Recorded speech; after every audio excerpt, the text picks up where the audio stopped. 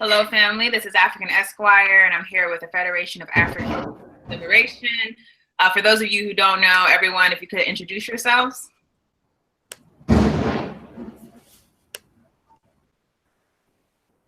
I'll go first. Pierre X, one of the co-founders. Dwayne O'Malley. Frank Moba, member of FAL. And we will also, I believe we'll have a guest who will give, their take on the subjects that we're going to cover, possibly entering, so if they enter in the broadcast so that you're not thrown off there, maybe a guest, a sister Carolyn who wants to join in. So before we get started, I wrote this down so that I remember to say it. If you want to follow future FAL broadcasts, eventually we're going to transition to our YouTube channel. I forgot to leave a link to the channel. Actually, I think I have it in my description box.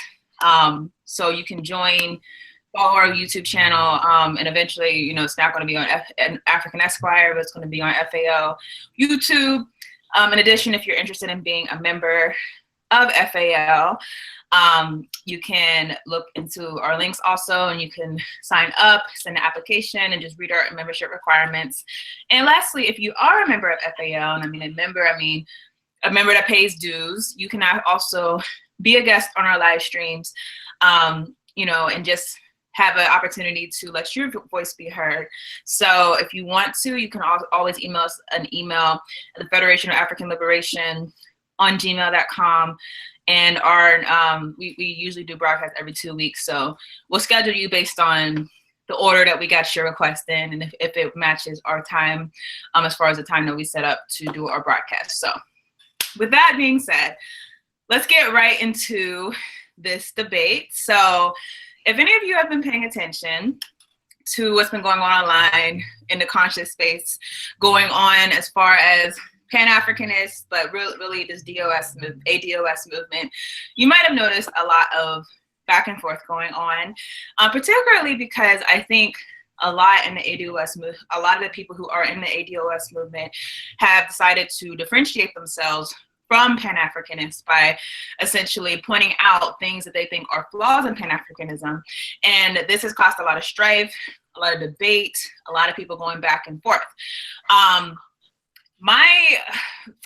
Before we get into this, I do want to say that I think the ADOS movement is a very broad movement, and that not everyone is on the same page. Like, I think some people feel like you can be Pan-Africanist in ADOS.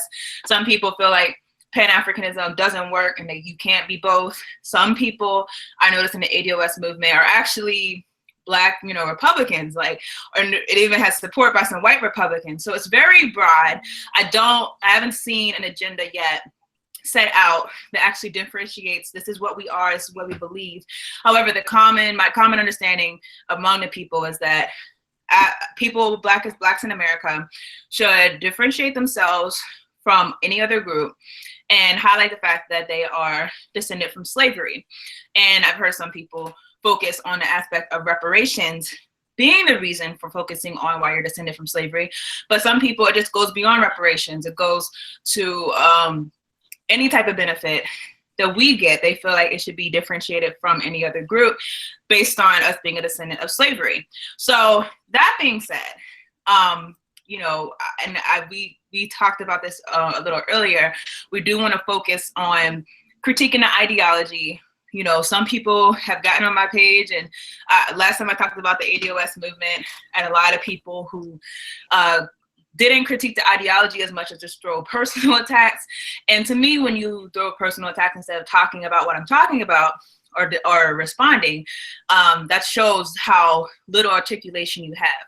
The same way, we are making a step to actually not engage inside of any negative talk against any figures in the movement, but actually focus on what specific things we think are lacking in the ADOS movement. So we're going to go into this topic first, and we have a few more topics. And at the end, we're going to present what we think is the solution for not just Africans in America, but Africans throughout the diaspora by presenting the FAL political platform. So that's how this program's going to go today. So we're going to start I'll start with the question for each person. what is your understanding of the ADOS movement? And is ADOS necessarily in conflict with Pan-Africanism?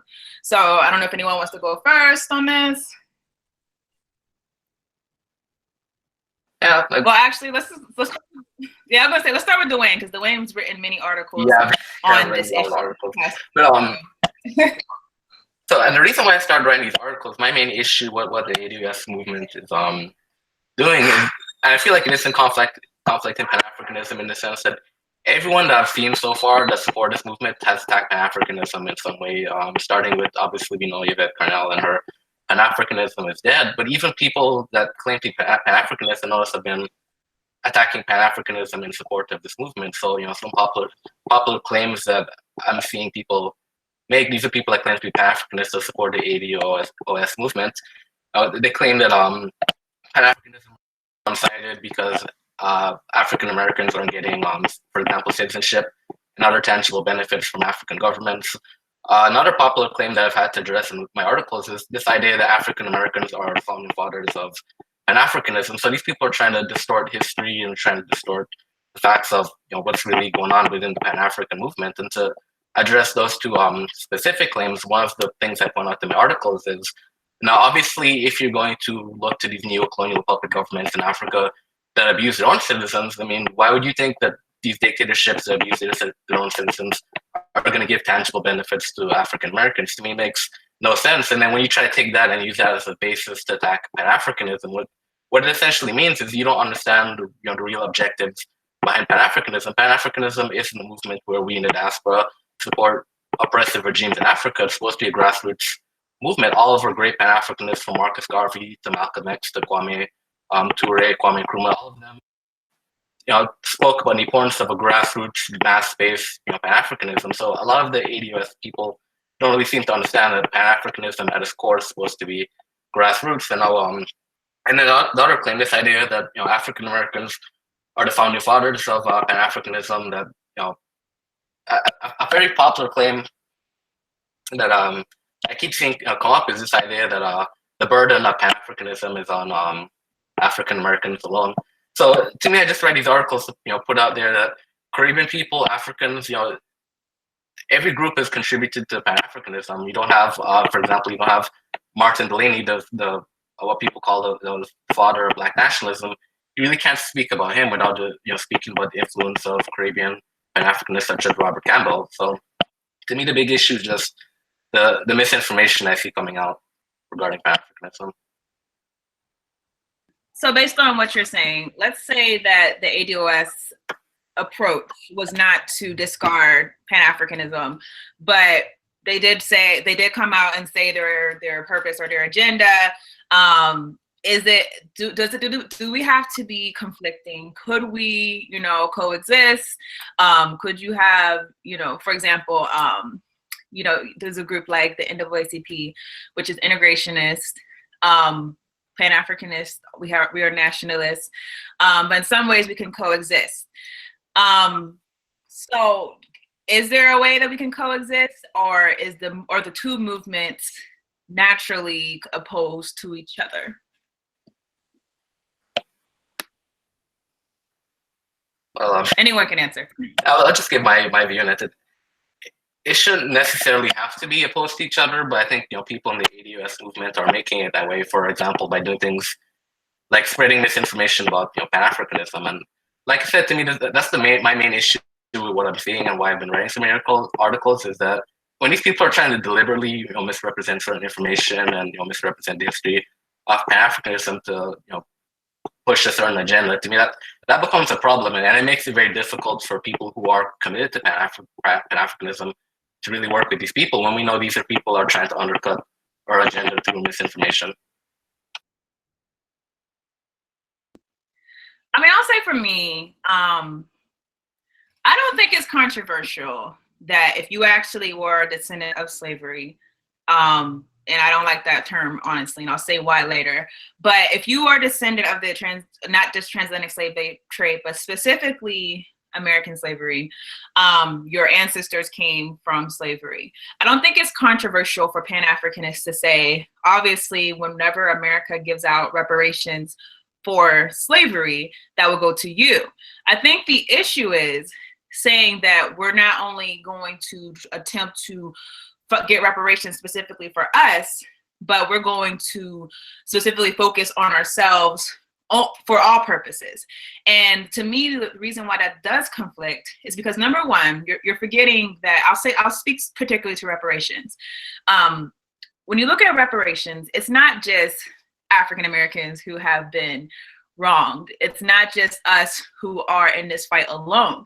In fact, if you study history, world history, not just American history, you would know that no African people are given reparations for the things that are done to them for white supremacy.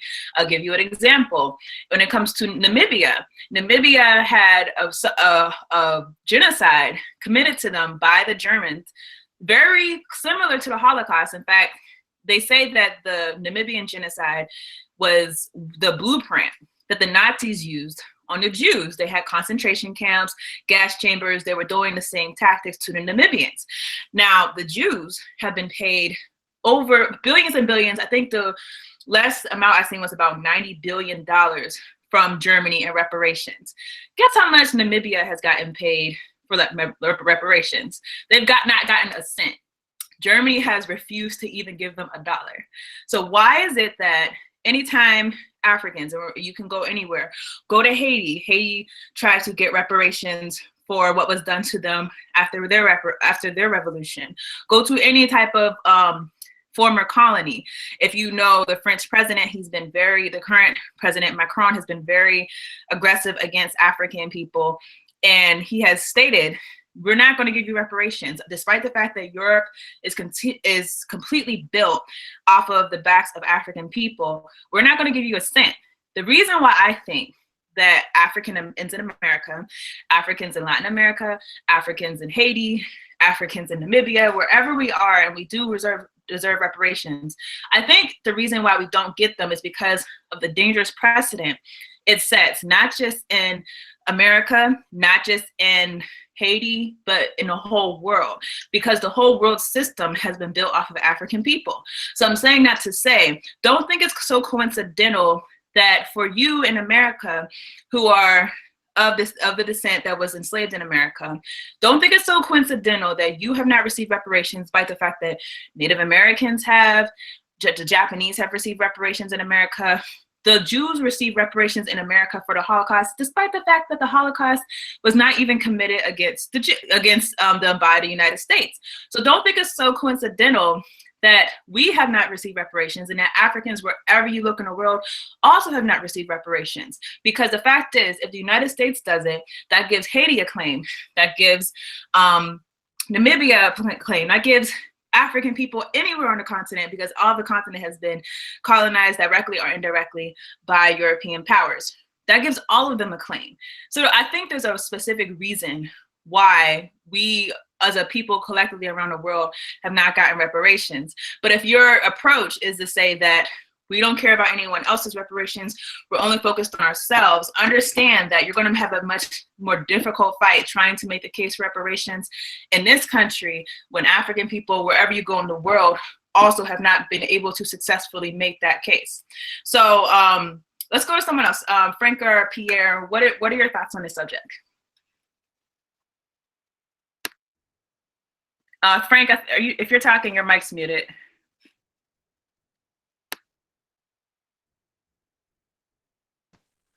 Okay. Hello? All right, I'm on? We hear you. All right, you hear me now? Okay. Yeah, so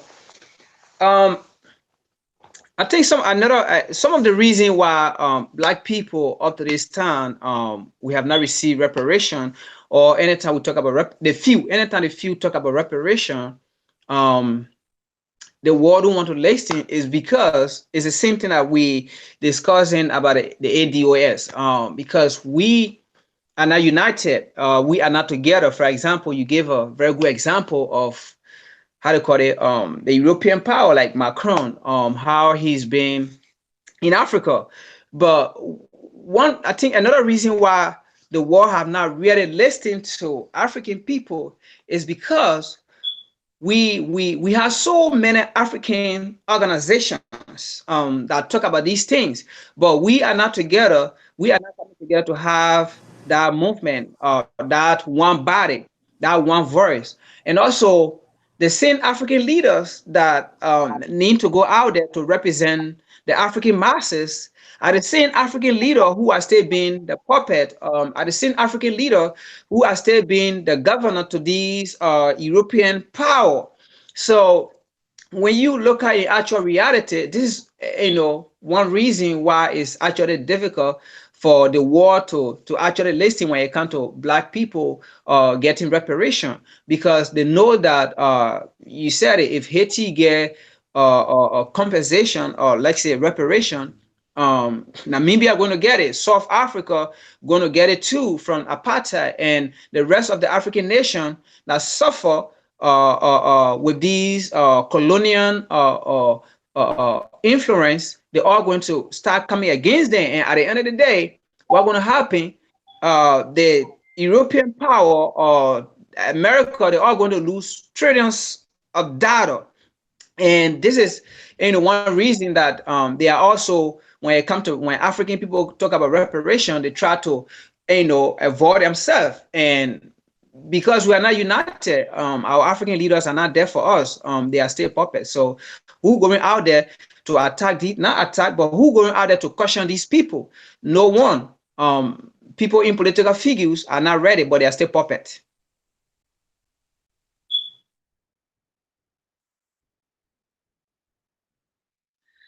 Okay, I see that we have our guest that just came in. I believe Sister Carolyn. How are you? I'm doing well. How are you?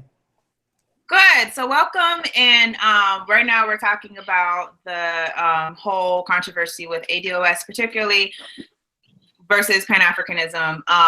Before we go to you and your thoughts, Pierre, what are your thoughts on what Frank and all of us have said so far? Yeah, I mean, I agree, but with what you have said, I don't agree with the ideology of ADOS. I don't think it's anything significant or concrete into which I could even consider following. It's not organized. I'm not even sure. Two people have claimed to create it. But others who seem to be emerging as leaders have claimed it also, but in a different way. I mean, I'm not gonna get into the specifics because I don't take this too serious. I think it'll be a fad. I do understand a lot of the points that they're trying to make. I don't think it's anything new. I think we have struggled with our identity. We meaning what they are considering ADOS, descendants of slavery. I think we have been struggling with claiming an identity for a very long time. And it has caused some issues amongst us and with other people. I do think that it's general knowledge that there is a difference between African Americans, which it has been what we have accepted as our title, pretty much. And I think most people understand that there's a difference between African Americans and Africans and Haitians and whatnot. I consider myself a Black nationalist, and I absolutely agree with the fact that we are a so-called a tribe, our own tribe, and we deserve and will get our own independent southern state. But as a true Black nationalist, I don't know how you can also not be a Pan-Africanist.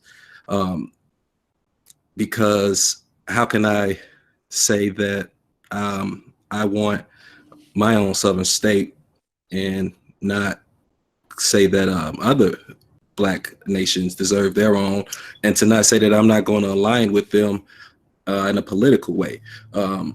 One of the Wayne's articles said something that stood out to me the most is that Pan-Africanism, sorry if I misquote you, but it basically says that It's not just a sentimental movement, it's a political movement, right? So we know that there's a lot of emotions between so-called African Americans, that's what I call it, and Africans from the Caribbean, Africans from the continent, because of the history between us, basically based on, I think, starting with the Atlantic slave trade and that separation. But with that being said, it's still political suicide for us to try to disassociate ourselves with the rest of the Black world. I don't understand it. I mean, I don't see any plans. For what I've seen with ADOS, it just seems as if they're going to try to basically convince politicians here in America to give some tangibles to African Americans. I mean, the same thing that we've been trying to convince them to do for I don't know how many 100 years.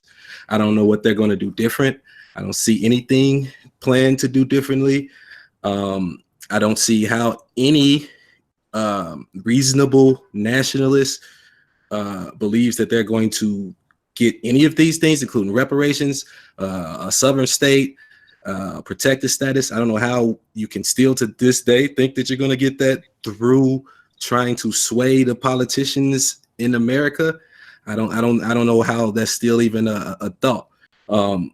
So I really do think this is basically just a fad. I think a lot of people are just jumping on to gain some popularity and some viewers and possibly some individual political power for themselves. I don't think this has nothing to do with trying to the betterment of Black people as a whole. I disagree with the title. Even if we are going to come up with a title for ourselves, American Descendants of Slavery is probably one of the worst things that you can come up with. I can't possibly consider myself an American, other than the fact as a geopolitical solution to describing where we are from. Sure, that's why we settled on African American, but as an American, as Malcolm X said, we wouldn't be catching the hell that we are catching if we were really Americans. If you're going to accept the second, third, fourth, fifth, whatever class citizenship that we have now and call yourself an American, that's fine. I'm not going to. I don't want to be anywhere around any movement that's going to accept that. Descendants of slaves, also, I wouldn't accept that as a title either. I consider myself a descendant of people who were enslaved, sure. I don't consider myself a descendant of slaves. I think that's inaccurate, it's demeaning, and it's dangerous. And those people that were enslaved, that created us, were Africans mostly, right? Mostly Africans from the continent that mixed with some Africans that was already here and other things. And we created what some call the new African. But we are African people that ended up in America. We are descendants of people that were enslaved, that were African people. We can call it a lot of different things, but we can't call it this. I mean, I got a lot more to say about it, but I'm gonna let somebody else speak. Now, you brought up a good point, and that is, first, let me respond to you with responding to one of our chat comments. So, Conscious Coon Killer 22, and it's the brother that's joined a lot of our live streams. So, how are you, brother? He said that ADOS is a political movement against the U.S. government. We got to get our feelings out of this. We can all identify as Black, aka Pan-African. And this is one of the things I said in the beginning of the video. When there's no concrete person who's speaking out that's basically the leader of the movement. What I mean by that is a lot of people have interpreted the movement to be something different. But if you were to go by the original founders, and that was Yvette Carnell, and I believe his name's Antonio Moore from Tone Talks, they were originally the founders of the movement. If you know anything about them, they do specifically advocate that we not call ourselves African. Yvette Carnell has a whole video where she's wearing our American flag, where she's saying that I'm not African, I'm an American.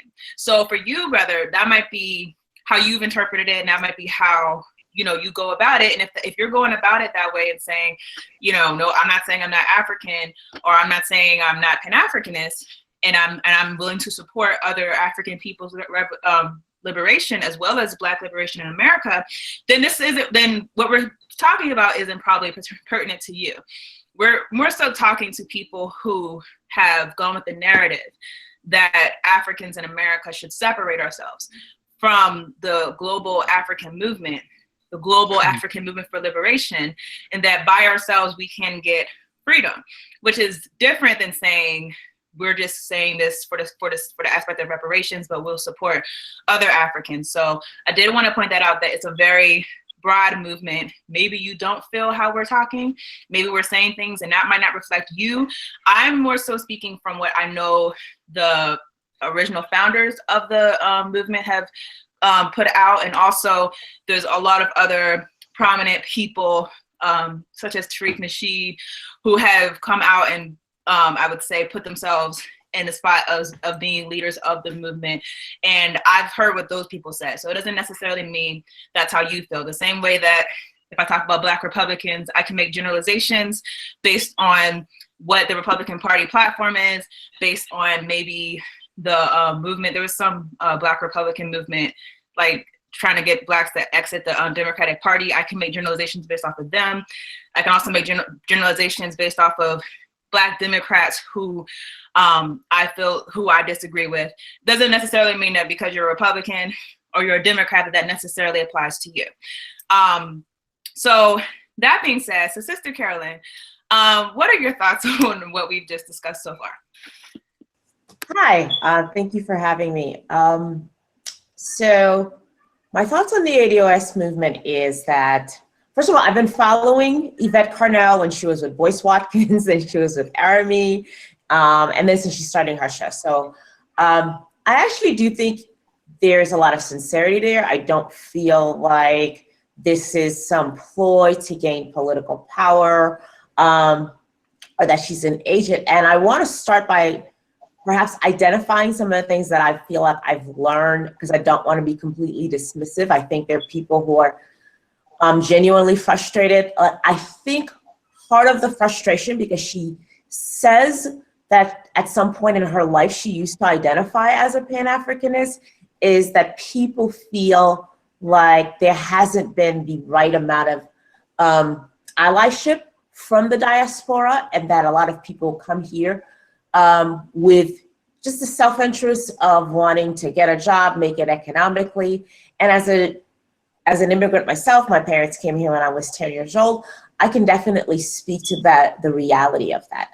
I do think a lot of times we come with very specific intentions of moving up in the world without necessarily thinking about some of the struggles that even made it possible for us to be here, especially for like my parents' generation.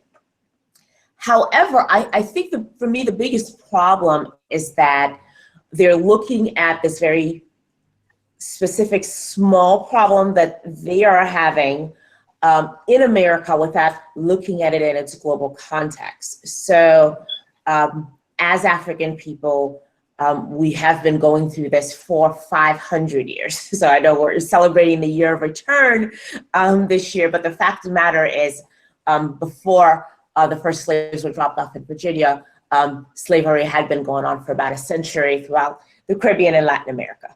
And so, and some of the ways that white supremacy has affected Black people, there are these parallels there that they seem to want to ignore. So one of the things that I have noticed when I speak to people about this is that we now have this oppression Olympics. I encounter people who want to tell me that, well, nobody has suffered as much or continues to suffer as much as African Americans. And I want to point them to the police shootings in Brazil, which are probably, from what I have read, worse than some of the police shootings in terms of the sheer number of people who are getting shot in Brazil, or the genocide that occurred in the Congo, or the continued oppression of Blacks in Haiti. And so we have these continuous problems of European nations oppressing Black people. And there's this focus on a particular group, and I understand that everybody charity begins at home, or perhaps activism begins at home. But there's a failure to see those connections. For me, the most dangerous part of this movement, however, is there's only one serious conversation happening about reparations. And that's the conversation of, if we should get reparations, we want to make sure that no one who cannot trace their lineage to America before 1865 is not going to get it.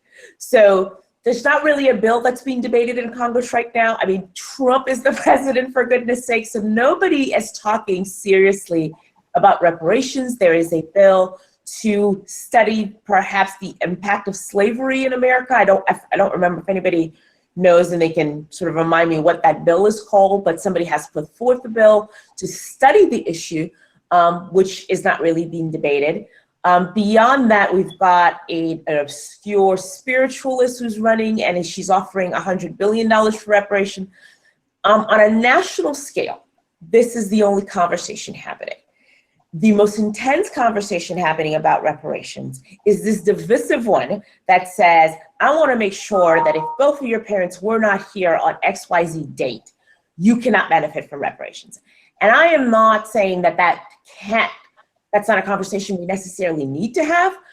It just seems to me that the only thing that could happen out of this conversation is dividing Black people in ways that harm long-term objectives, what we might have, in favor of the hope that there are going to be some near-term tangibles, which don't really seem to be on the table as much as we would like them to be. You brought up a lot of great points.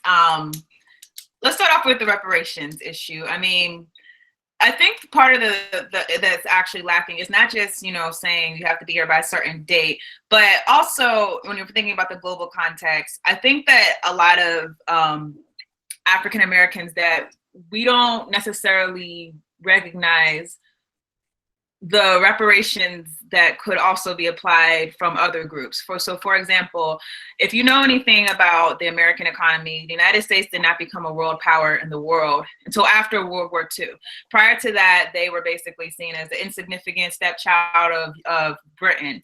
After World War II, the United States was able to assert itself as a world power, partially because the manufacturing sector in the country boomed, from, obviously making weapons and everything. But the other part is that the United States started basically taking the lead in neocolonialism and extended itself to a global empire, a global imperialistic empire.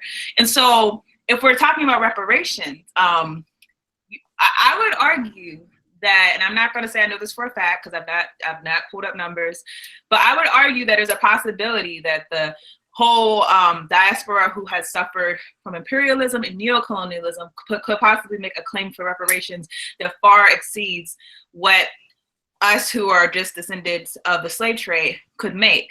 So for example, if you know anything about the Congo spiraled out of control because of the assassination of Patrice Lumumba and US interference along with Belgium.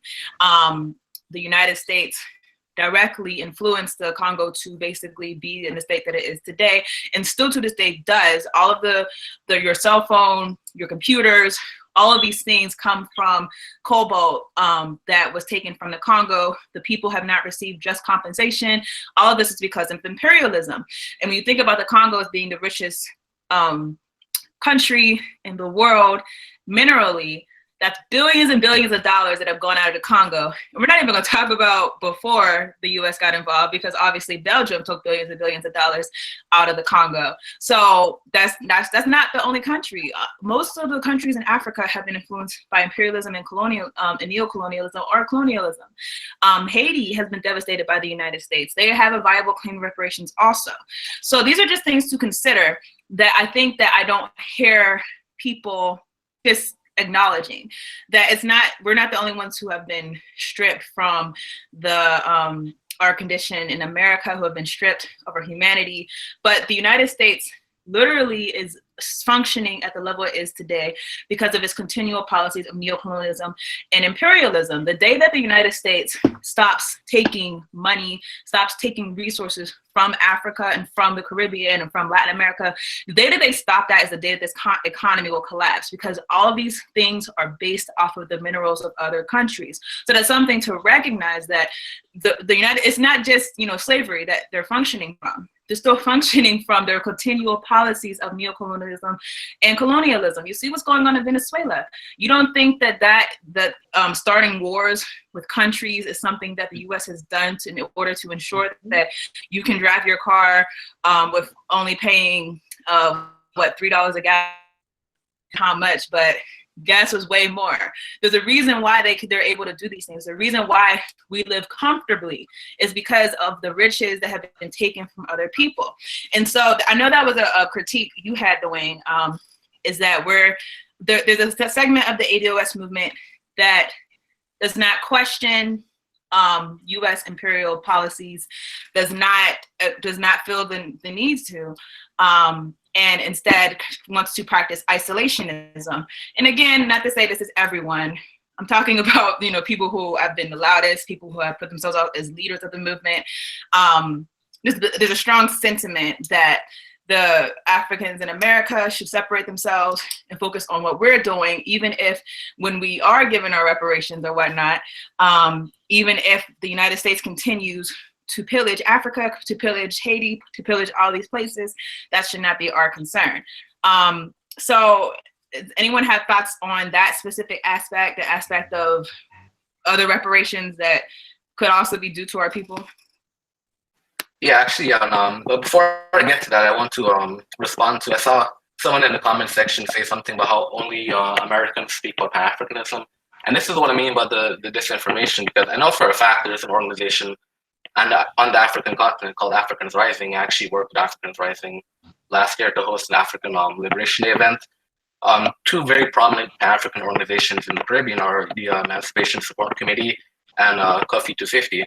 So, like I said, a lot of people in the ADOS movement are spreading this information about Pan-Africanism, and this stems from the fact that these are people who don't know Pan-Africanism, aren't even involved in the Pan-African struggle, because once you're involved in the struggle, you'll know, which organizations are doing what and that kind of thing. And I also want to mention, I met a brother recently called Miles Henderson. He operates True Culture University, so Pan-African collegiate platform that operates in the United States, in Brazil, and in Ghana. And this year he's doing a Pan-African Student Summit in Ghana. So this idea that only Americans care about Pan-Africanism is, just an example of the disinformation being spread by the ADOS movement. Now, regarding reparations, and I did write about that in my article, that a lot of people in the ADOS movement don't really seem to understand that a lot of the wealth that America has is based off of the exploitation of other countries, the exploitation of Africa, Caribbean countries, Latin American countries. So this is why, to me, I have never seen the struggle for reparations as being, Black American struggle for reparations here, Caribbean people struggle for reparations. I've always seen it as being a united Pan-African struggle. And one of the people I've written about is Edna Rollin, a Pan-African activist from Brazil. She actually went before the United Nations and argued for reparations for all African descendants of slavery, in the Caribbean. In her mind, she didn't really see it as a separate struggle for reparations. She felt that the struggle for reparations should be a united front among all enslaved Africans in the diaspora. So, and to me, I don't see the practicality for reparations as individual groups anyways, because we know politically the Caribbean is very weak. Separately, we're just, tiny islands. In the United States, African Americans are constantly referred to as being a minority group. So what I've recognized is that individually we have no political power. So if we come with these demands for reparations, they'll continue to be ignored as they've been ignored. So to me, the most practical way to go about achieving reparations is through building a united front and making a united demand for reparations. Frank, you're to my knowledge, Carolyn, I'm not sure. I know you said your family's from outside of the U.S. I'm not sure if your family's from the continent, but to my knowledge, you're the only one who actually was born and raised and directly from the continent. What are your thoughts when people say things like, Africans aren't taking the lead on Pan-Africanism, when people say African, like I've heard a lot of things from different people in the movement. Some people say Africans don't even see themselves as African; they see themselves as Ghanaian or Nigerian. Africans. So if they don't rep Africa, why should we rep it? I've heard people say that Africans don't even like African Americans. I've heard a lot of different things. What is your response, actually being someone directly from the continent, coming here and who's actually a revolutionary leader as you are? Yeah, Carla, you want to go first? So my family's from Haiti, and in terms of African Americans leading the movement, I mean, I've grown up here most of my life, so I can understand how, from a perspective of people living here, Americans are insular in general. It seems to me that when you live outside of America, you kind of learn to see the world in all of its complexity far more than when you're here and your news sources just tell you what's happening in America. So it's very easy for people to imagine that what is happening here is the only thing that has happened, the only connections that people have made. But that just seems to be a problem of misinformation. Partly, I think, because perhaps they do have a point that there's an ineffectiveness of the movement, which has resulted in ineffective communication, right? So perhaps if we had better ties, we might know what the other people are doing more effectively. And so one of the things that I would hate to see happen is for us to form these rigid camps where we are ADOS, hard and proud, Pan-Afrikanist, hard and proud, and instead of having a fight, maybe we have a divorce. It seems to me that people are bringing things up that we need to talk about, and so maybe we do need to have a serious discussion about the ways that we are not meeting each other's needs, that doesn't result in some of the vitriol that I've seen. And I have to say, I've actually seen it on both sides. I feel like the ADOS community started it, but I feel like now that there's all this vitriol coming from this, the particular American group who feels like, well, you guys are ineffective and you're not supporting us. But I've seen some good ideas come out of it. Like today, Dinah Samir, I'm sure you all know who he is, suggested that some of the proceeds from the slave castles on the coast of Africa should be used to create educational opportunities so that Blacks in the diaspora can learn more about their African heritage and the continent. And that seems to me like one of the ways that we can have some of this reciprocation that people feel is lacking, whether that's fair or not fair.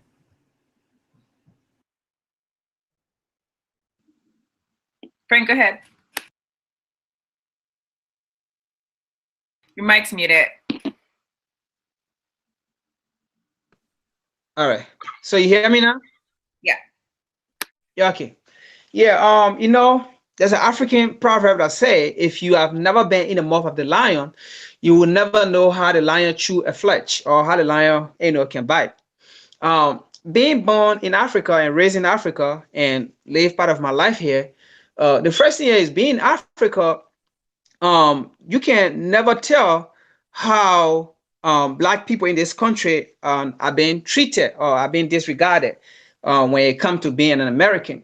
When you're in Africa and you have never traveled to this country, you would think that Black people in this country are being referred to as American until you get here before you can really find the true different or definition of who really an American is. Being to this country here, I have encountered some situation on a daily basis that Black people in this country go through. Police have been called on me just because I was walking in the neighborhood, canvassing for a representative who was trying to run for a state representative. I'm not going to call the name, but I was in a neighborhood that is all white, and a police was called on me. And when this police approached me, and he was like, "What are you doing in this neighborhood? You don't belong here." And I told him, you know, I was canvassing. But to answer the question about whether Black people in this country should think that they are American or they are not African. For one fact, let me say this, class. From time to time, Black people in this country have been doing everything to prove that they are American. But while America have never identified them, Black people in this country have carried America to the top of the world in sports, in entertainment, in all of those things.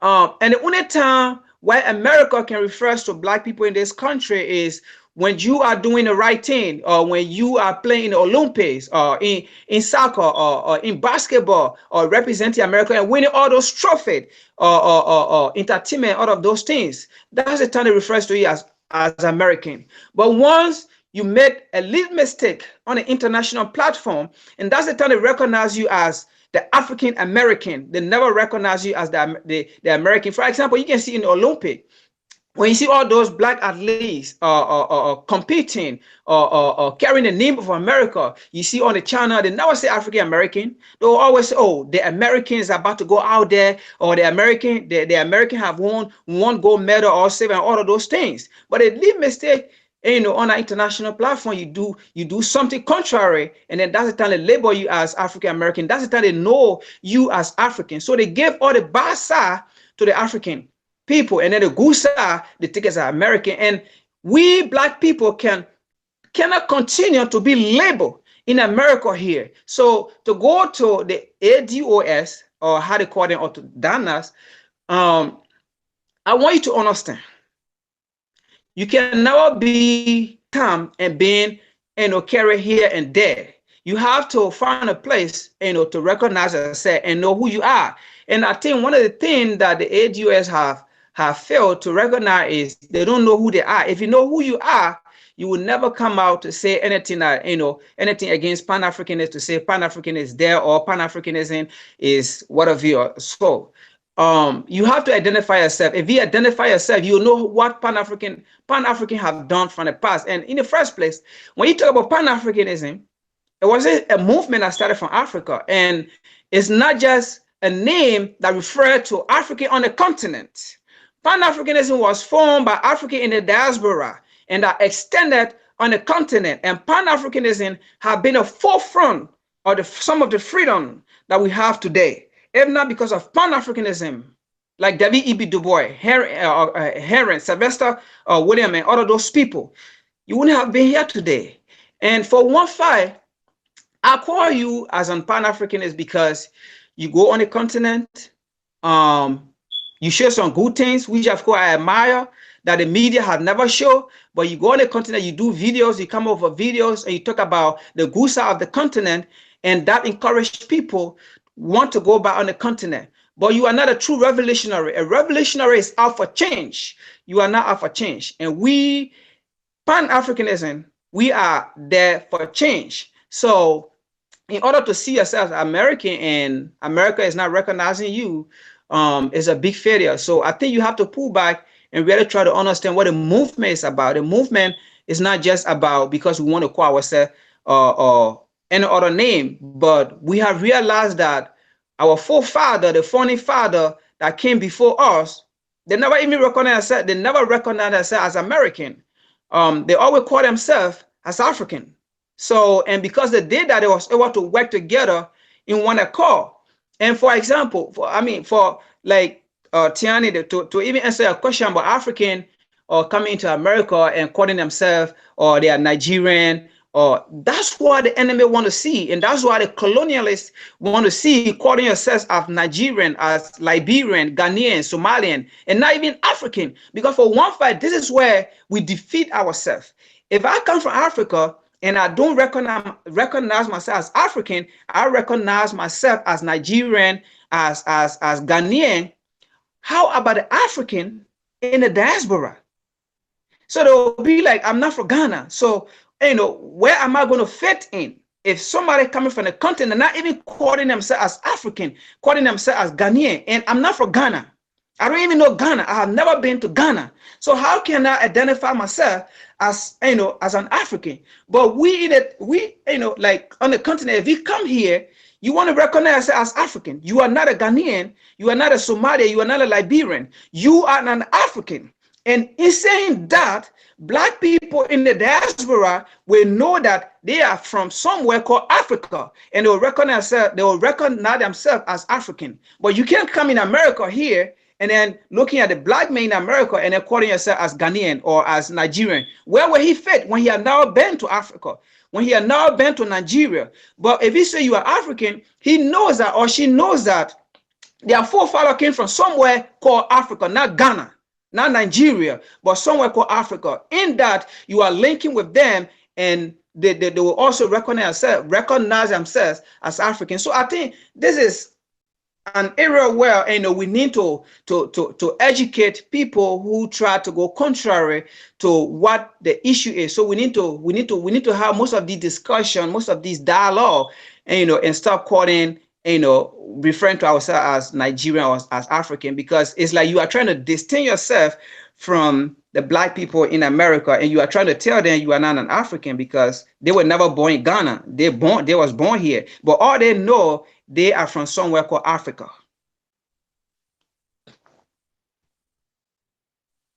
So I wanted to respond to that, because one of the first things you said was that they had not defined themselves. Now, having followed both of them for at least 2 years, I feel like one of the things they have wanted to do was to self-define. The name they came up with was ADOS. I think it's an unfortunate name. It's not one that I would have chosen, but I don't also feel like, for me as a Haitian, that's really my decision to make. African Americans who have been here far longer than me need to decide what do they need to identify.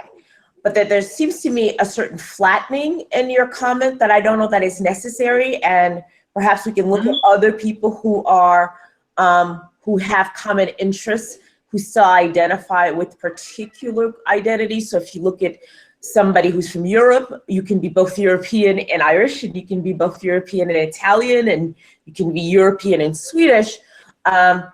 And I enjoy when I go to a Nigerian restaurant that there's something specific to it. And maybe Nigerian's not the right word. Maybe, we want to specifically identify with being an Igbo, or being a Zulu, or being a Yoruba, or being an Ewe. So there are ways that people can identify, which is not causing division. So I don't know. And I think like part of what I am hearing from those who want the ADOS label, or even those who want to, sort of wrap themselves in the American flag, which again is not a move that I would prefer that was not the choice, is, hey, you get to walk around with this Haitian flag. You get to put it on your Twitter page. I want a flag that I can wrap myself into, that's unique to my particular history. The fact that I cook specific food. I mean, like, here's a very simple thing. Like, African-American food is different than Nigerian food and Haitian food. And I think we can come together in ways that recognize that we're beautifully diverse without being divisive. And we don't need to sort of just say, I'm just a plain African. Yes, I am an African, but of that, there are subsets of us. And that diversity also can be something that makes us a cohesive community if we appreciate each other rather than attempt to flatten each other or use that as a source of division. No, my comment that my comment that I'm trying to make here is, I'm talking about collectively. I'm talking about collectively. I'm not trying to bring division. What we're trying to do here is, we are talking about collectively coming together to try to understand, what we need to do. For example, we were talking about reparation. We can never gain reparation if we can't come collectively, if we can't come together. My comment that I gave, I'm not really going against the ADOS. I know not everybody will want to be Pan-Afrikanist, and I know not everybody will want to be the ADOS or the ADOS. But my comment I'm trying to make here is, I'm making a global comment, collectivism, that we can come together. I mean, you can still be Nigerian. I can be in Africa. and I say I'm African, let's say I'm Liberian. That is common thing when you are on the continent. But I'm saying here is when you travel, when you are in the diaspora, when you are in America here now, here is somebody who was born here, who want to be part of the continent, who want to go on the continent. And you trying to distinguish yourself as, Liberian or Ghanaian or Nigerian. And they have now been to that part of the world. They have now been in Nigeria. They don't even have that ethnicity. They don't even have that name that they can be part of. You are making things difficult for them. When you are on the continent, it's easy to say, I'm Liberian, I'm Nigerian. But what I'm saying here is collectively, when you are when you are in America here and you want for the other Black people to come together, to unite, to carry on this fight, instead of giving a division that, okay, I'm Nigerian, I'm Ghanaian, in the same group, I'm this, I'm that. You also trying to distinguish yourself from other people in the sense that you're trying to push them away. And what we're trying to do here is we are not trying to push people away, but we are trying to bring people together in the diaspora globally that we can come together. When you are on the continent, it's fun to say you are Nigerian, you are Liberian, you are, because there was you are born and there was, you are being raised. And this is where, everything is also about you. So it's common to say you are Nigerian. But what I'm saying here is if you are in America here, we should try to pull away some of those things. If we want to come together, if we really want to seek Black agenda or African agenda to move forward. And I think that's something, that it's an area that does need to be talked about more. I personally, I never get offended, when I hear people from the continent say, I'm Ghanaian, I'm Nigerian, I'm South African, because we do have different histories as far as how things have been done. For example, obviously South Africa, when I hear someone say they're from South Africa, automatically my mind goes to apartheid. When I hear someone say I'm from Ethiopia, automatically I'm thinking about, oh wow, Ethiopians, they were never colonized. We do have differentiations that I think there's no problem with. I think where the issue comes is when we're talking about not recognizing that, yes, I'm an I don't call myself ADOS, but I'll say it for this moment. I'm an African descendant of slavery, but I'm African first. That's the thing that that's the issue I have with separating ourselves and not realizing that if we were as a global body to actually rep that I'm African first, and I understand, like, that's something, no matter what you feel, there's no point to it, there's a point to it. Imperialism, white supremacy, they recognize there's something dangerous about that. There's a reason why Marcus Garvey was taken out and he was seen as a threat. There's a reason why he was deported, because he was calling for people who were at the time calling themselves Negroes, the Negro in America, to say, no, I'm African and Africa should be for Africans. That would have completely changed their power hold on Africa. In the same way, when Malcolm X made the switch, when he said, and Malcolm X has always exuded some Pan-Africanism, but towards the end of his life, he straight up said, I'm not an American, I'm an African. And he went over not only to Mecca, but he also went over to African countries to try to have a political alliance. Those political alliances, we have to understand, that is a direct threat to white supremacy. I'm going to echo Kwame Ture, that we have to understand Pan-Africanism is a reaction to basically what happened at the Berlin Conference. It's a reaction to white supremacy. They didn't just start going at Africa without a cohesive action.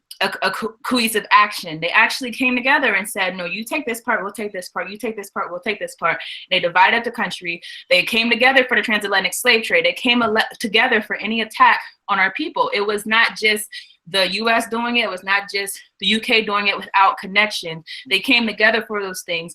In the same way, when we're talking about liberation, we have to understand that we have to come together if we're going to actually get liberated from this global dominant force. I'll say for me at least, I don't necessarily mind the titles. At the same time, I do think there has to come a time where we do talk about the fact there is an issue that the fact that Africa has been divided among lines that were not created by Africans. I mean, that's something to me to be talked about at some point. There is an issue that, for example, somewhere like I know Ghana borders Togo, and it directly I forget which people, you know, if any of you know, but Ibe people. The Iba? Ibe people. Ibe people. It directly divides a tribe. Those are colonial lines. These are lines that have been drawn by colonialism. So, you know, there are many tribes that have been divided, and you have one person in this country, another person in this country, because these lines were not created by us. So that's something that we definitely, I think, have to confront. And to this day, there's a lot of conflicts that are going on because those lines are not drawn by us. There's a lot of people dying because of that. And that's something I do think does have to be confronted. But as of right now, like, I don't get offended, but I do think that understanding that I might be Nigerian, but I'm African first. I might be Liberian, but I'm African first. Whenever we're talking about movements, political movements, and identifying for the point of of truly ridding ourselves of colonialism and neocolonialism, that's when we have to confront that reality. So, Pierre, you look like you want to say something. I know you haven't talked for a while. Go ahead. Yeah. I want to just get a few things clear. I completely understand the perspective of us so-called African Americans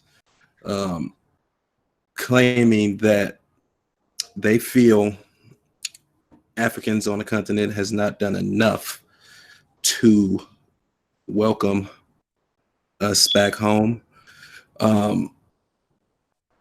But I think that it would be ignorant and ridiculous of us to also not acknowledge the part that our government that we're claiming, or that the ADOS is claiming to be a part. If you're claiming that you're an American, you're a proud American, right? But you're Black, you're still putting the American first, right? So you then align yourself with all the things that Americans do around the world. And it's no secret of what they do to most of us. I think a lot of people, I'm sorry, there's no secret of what, right? There's no secret of what the American government is doing around the world as far as imperialism, especially in Africa, to most of us. But some people are either misinformed or ignoring it. One of the comments said that if Pan-Africanism is such a threat, I believe it said, or something like that, basically said, why is there no state-sanctioned violence against Pan-Africanism, but there is a lot of state-sanctioned violence against Black Americans, and we know that it's completely false. We know that, for instance, Patrice Lumumba was one of the greatest Pan-Africanists that we had, and we know that the CIA was directly involved in murdering Patrice Lumumba. If that's not state-sanctioned violence, I don't know what is. So people are just misinformed. I think if we're going to point fingers back and forth and say, Africans, you did this, people in Africa, you did this and that, we're going to do that all day. If we want to have a discussion about that, get it out, because this ADOS thing just comes off as emotional to me. It really does. And because it's coming off as emotional, people are starting to say, okay, I have to choose a side here. If I'm African American, I'm going to align with my tribe, and by throwing this ADOS thing out here, it's just claiming us right now. And I'm not going to stand for that, because I don't think we can go forward as trying to say that we are Americans. Like, we know that we are a citizen, we have this citizenship, but I cannot. I think this is putting pride into being an American over African. Like, this is just what it's coming off as to me, and I don't understand that. Also, we talked a lot about reparations, and we can talk about reparations as long as we want, but no one is going to get reparations just based off of one individual struggle. I think Dwayne talked about this for a minute. Okay, we, as great as we are as African Americans, as powerful as we are, we cannot get reparations just off our one individual struggle. It's not going to happen. The only way we're going to get, white supremacists are never going to give reparations to us. They're never going to give it to us. All right, we'll have to take it, and we can take it, but we have to take it globally. All right, it's a reason why our greatest leaders, for the most part, eventually came to the conclusion that Pan-Africanism was the way out of this. All right, I don't know. I just can't see how anyone can come forward now and try to overtake what so many have done before us, especially when we have never successfully attempted to do what they have laid out for us. We haven't followed the blueprint based on masses of Africans organizing against white supremacy. Until we have actually done that, I don't know, like, you have to come up with a plan. Like, you have to have some organization, some agenda, something for us to follow. Like, we just can't follow based on what you're saying. It has no, I don't see where you're going with this. So if this is serious, we need to have a conversation between all the different groups of Africans, have a debate, have a round table, get whatever we need to say out of the way. But in the end of the day, we still have to be politically aligned. As Afrikanist was talking about earlier, white supremacist countries, nations all around the world, they don't necessarily love each other. They have disagreements all the time. Some of them, they fight. They fought each other before. Some have broken from certain countries, started a new nation, but in the end, they still align when it comes to against other groups, especially Africans. If we still don't see that, our problem may be bigger than we even think. And you hit some points that I wanted to hit, but I forgot about hitting them. I think it's telling that the label chosen was American descendants of slavery and not African descendants of slavery. And you might say, well, saying American was because we have to just be clear that we're only talking about Africans, about us in America, but I think that's kind of a given, isn't it? That if we're talking about you're a descendant of slavery, that you would be talking about those who actually descended from slavery. So I think it was telling, that the title was American descendants of slavery. And again, I don't think it's surprising given the founders of the movement. And then I know Sister Carolyn and you touched on this, it's a lot of back and forth from Africans in America and also Africans from the continent, Africans from the diaspora about, you don't accept me, you don't accept me. And it does go both ways. And I think we have to caution ourselves to remember, as me being an African American, if you were to take a few of the ignorant people of my group and make them a representative of the group and say, for example, a common experience you'll hear from a lot of Africans that come from the continent is that they come to America and they're called things like African booty scratcher or spirit chucker or things like that. They're made fun of for their African identity. I had a friend when I was in law school who it really hurt her that was sad to her. And, I had to discuss that with her, like, listen, there are absolutely ignorant elements in every single group. I would hate for those people who would say those things to be representative of me. In the same way, that's how I look at it as far as our African brothers and sisters from the continent. There are certainly people who have sold out from the continent. There are certainly people who come here and they're not coming here, they're coming here with money that they got in from being associated with corruption in other countries, being associated with having good, strong ties with the neo-colonial powers from other countries. They come here having sold out their people. There are certainly people that meet that description. However, there are a lot of people who come here that don't meet that description.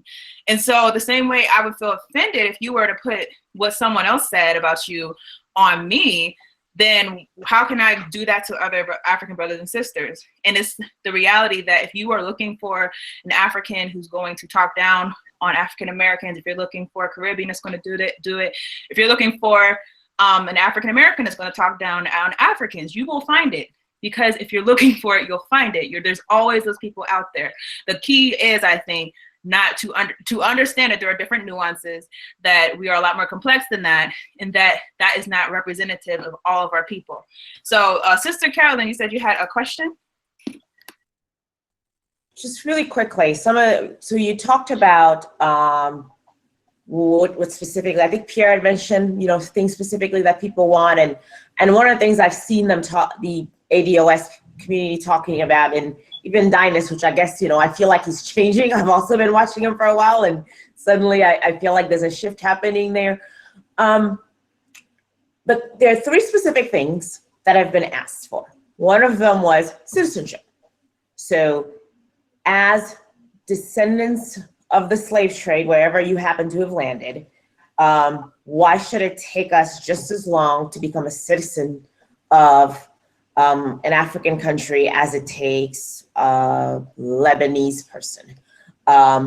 Recently, he brought up, hey, you're bringing all these people here to these slave castles, you're charging a fee. Can you invest some of that money into educating the diaspora about their roots? Now, Hone and Yvette are less interested in those things, and they want reparations for American descendants of slaves. Can a Pan-Africanist support any of these measures? Can we call for them as specific tangibles that can strengthen our relationship, or do you guys see them as something that is a distraction? I mean, are these things that any of you support? I'd like to know your thoughts. Yeah, I'll answer that. Sorry. And that's kind of my issue with what Dynas has been saying recently, and I've been having this conversation with him on Facebook, because I've been helping the brothers and sisters in Togo with the struggle against the dictatorship there for a while, and I know for a fact that there are activists that are struggling in Togo whose vision for Togo is to provide citizenship for Africans in the diaspora wanted. But the thing is, to obtain that citizenship, we have to assist these people in the struggle against the neo-colonial governments. An issue I have with Dynas is Dynas expects these governments to hand us citizenship.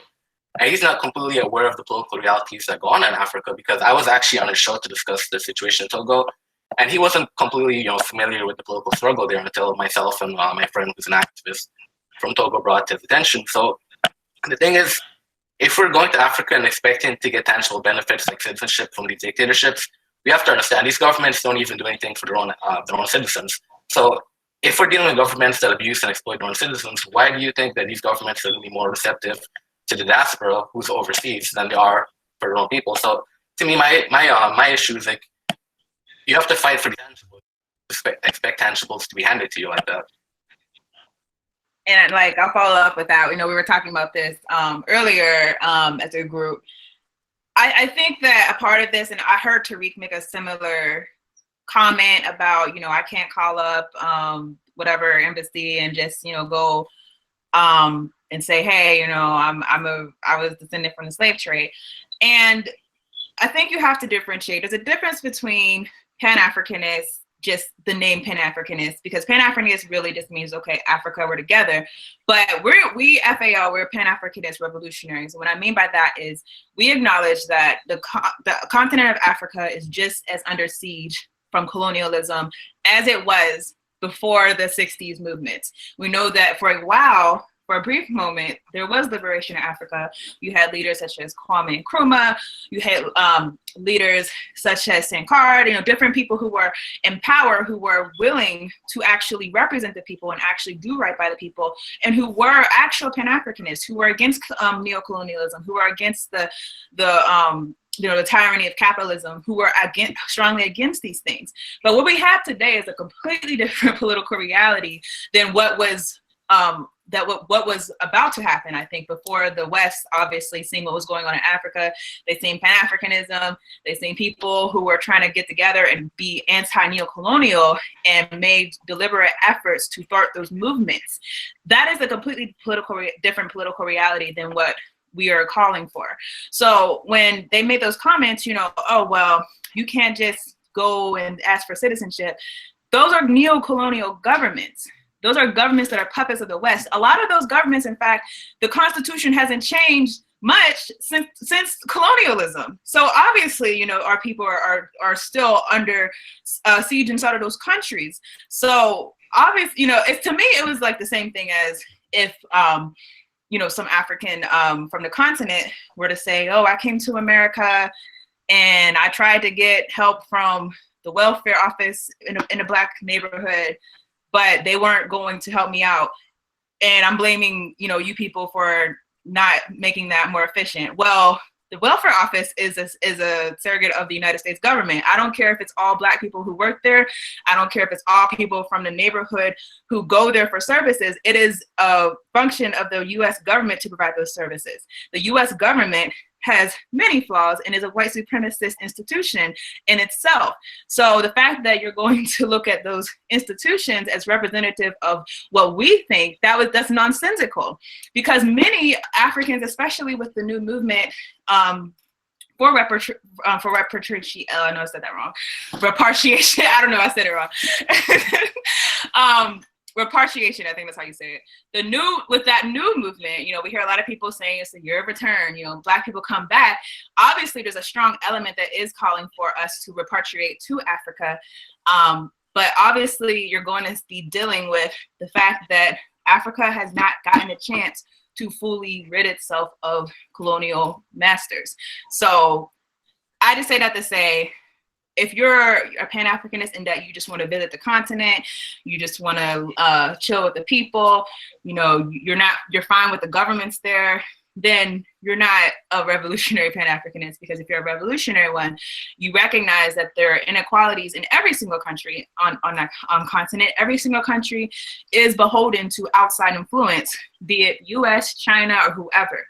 And if you recognize that, then your goal is not just to move back to Ghana, move back to Nigeria, but it's also to completely undo what has been done to our people and see a transformed change that's going to service the people. You know, those governments a lot of times only service the few.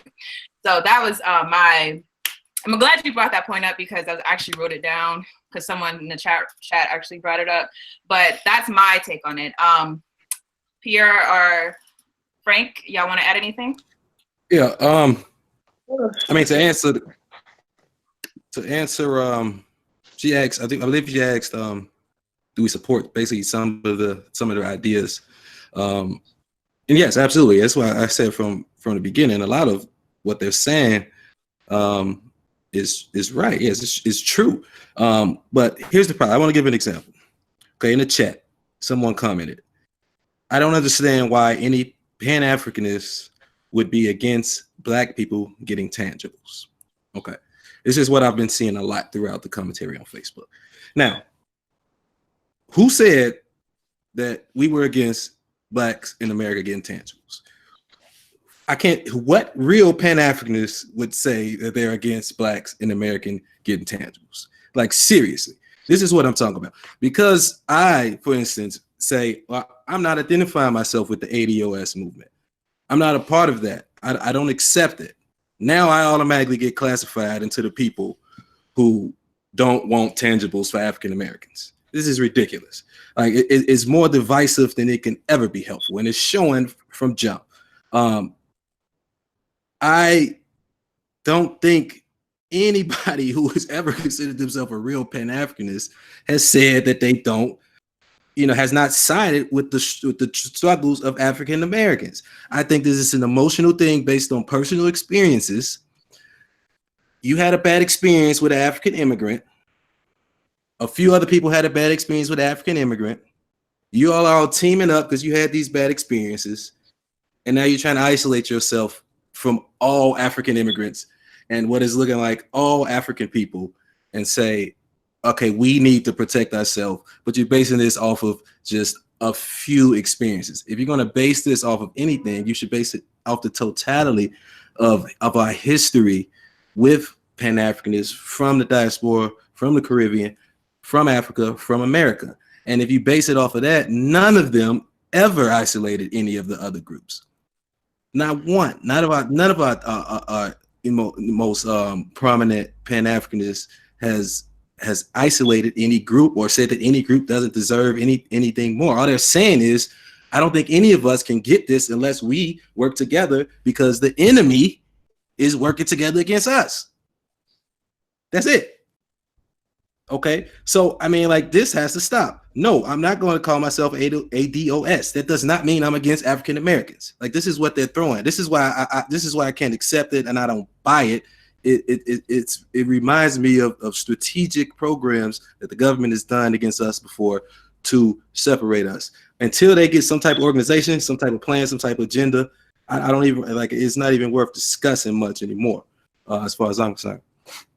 I mean, I was on Dinet's video, one of his videos, I think yesterday, and there was an interesting comment that I seen where someone was saying, you know, is it coincidental that we're now having this new movement, and right at the point where, you know, for my lifetime, I've never seen so many Africans in America talking about returning to Africa, and I've never seen so many Africans on the continent returning. And I don't know if just because we just didn't have social media before, but I see it more. And of course, with the Black Panther movement, you had a lot of people saying Wakanda forever, and a lot of people renewing their interest in Africa. And someone was like, well, hey, maybe this is actually a program put in place to basically turn that around. So who knows, you know, it wouldn't be the first time the government has done something like this. Go ahead. Yeah, it is.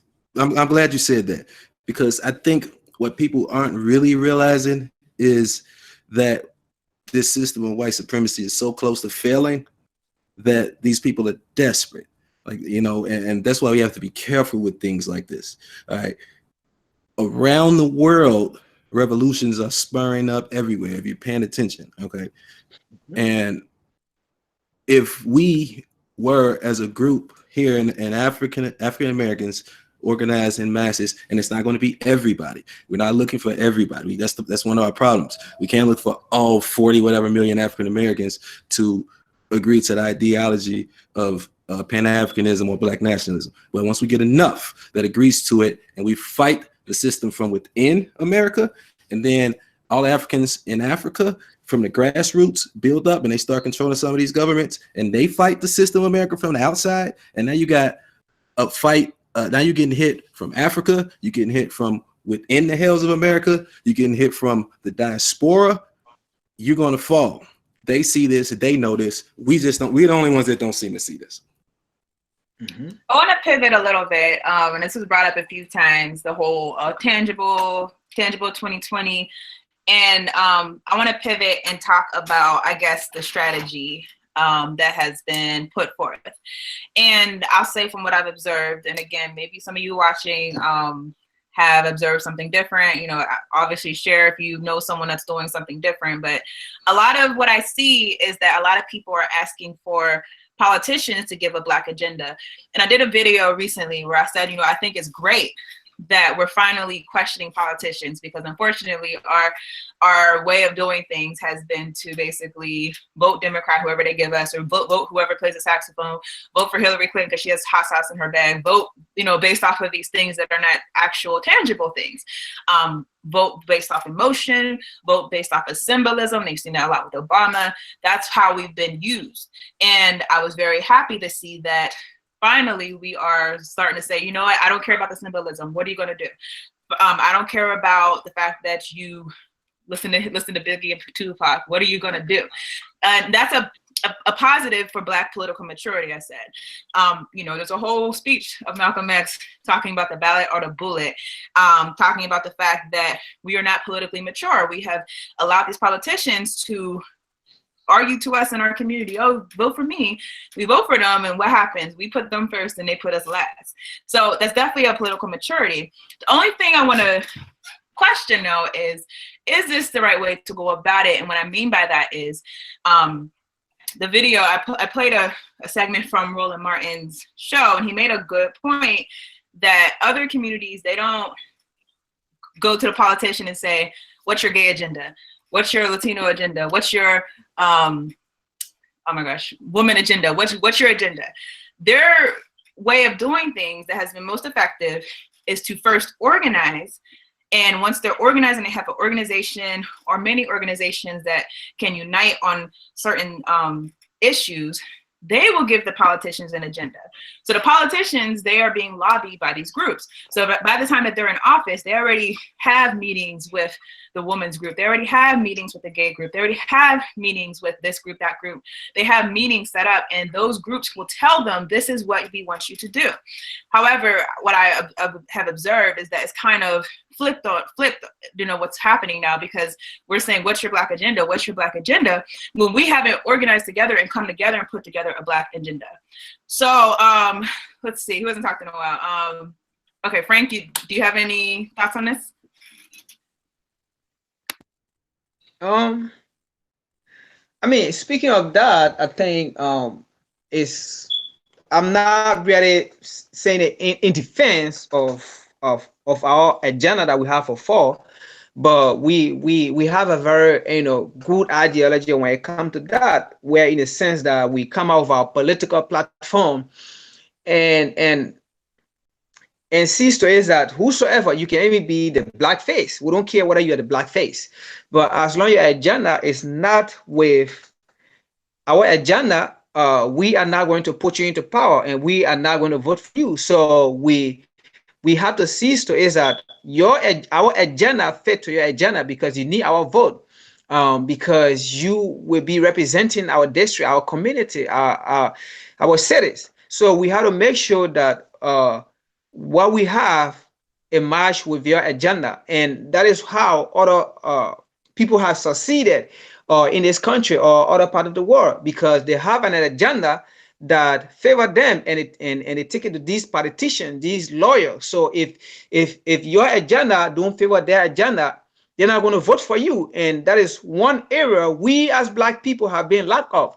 We only follow the crowd. We only follow the face. If we see a Black face out there, we follow the face, and then we think that, and then once that person get into power, then that person is going to represent us. But when would that person come out with an agenda when they're already into power?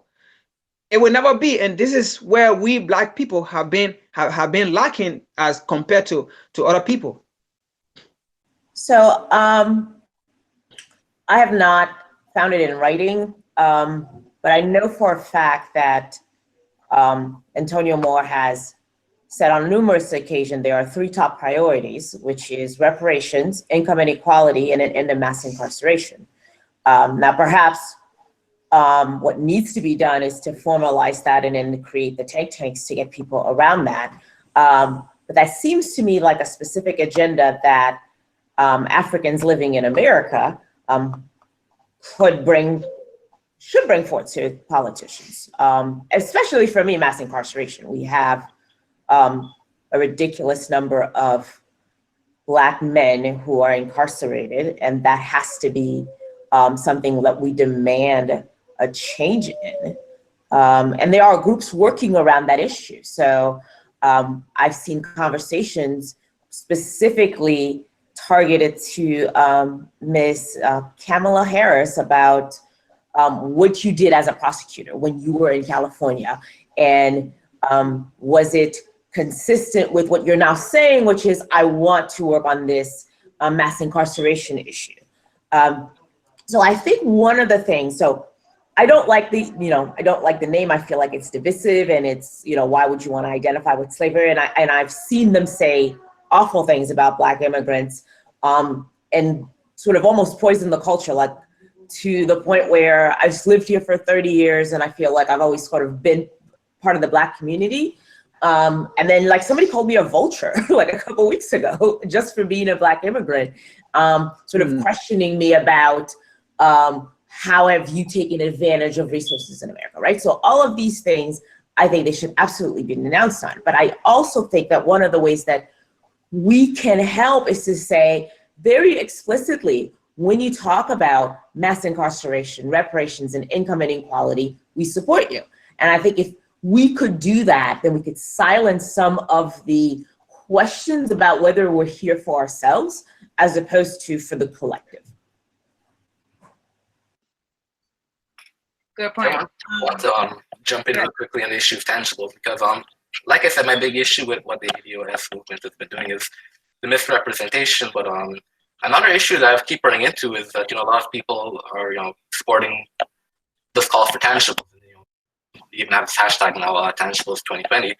But my issue is, what are these specific tangibles that they're talking about? I don't really see anyone identifying these tangibles or how to obtain these tangibles. And something that I've mentioned often in my writings, when I've written articles about this movement, is the fact that I was actually involved in the campaign to end the new Jim Crow here in Florida.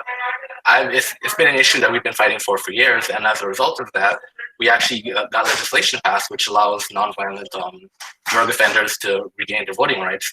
So that's a tangible benefit that came out of a struggle that I've been actively involved in. So when I speak with people in this ADUS movement, I don't really understand what the specific tangibles that they're fighting for are, or what the strategies to obtain the tangibles are. And as I said, I've actually been involved in a political struggle to obtain tangibles, and we've succeeded. So I'm coming from a perspective of, I know what it's like to actually fight for tangibles and to obtain them, and I don't really see that happening in the ADUS movement. I don't necessarily see the organization that's needed to obtain tangibles. I don't see the mobilization that's required to obtain tangibles.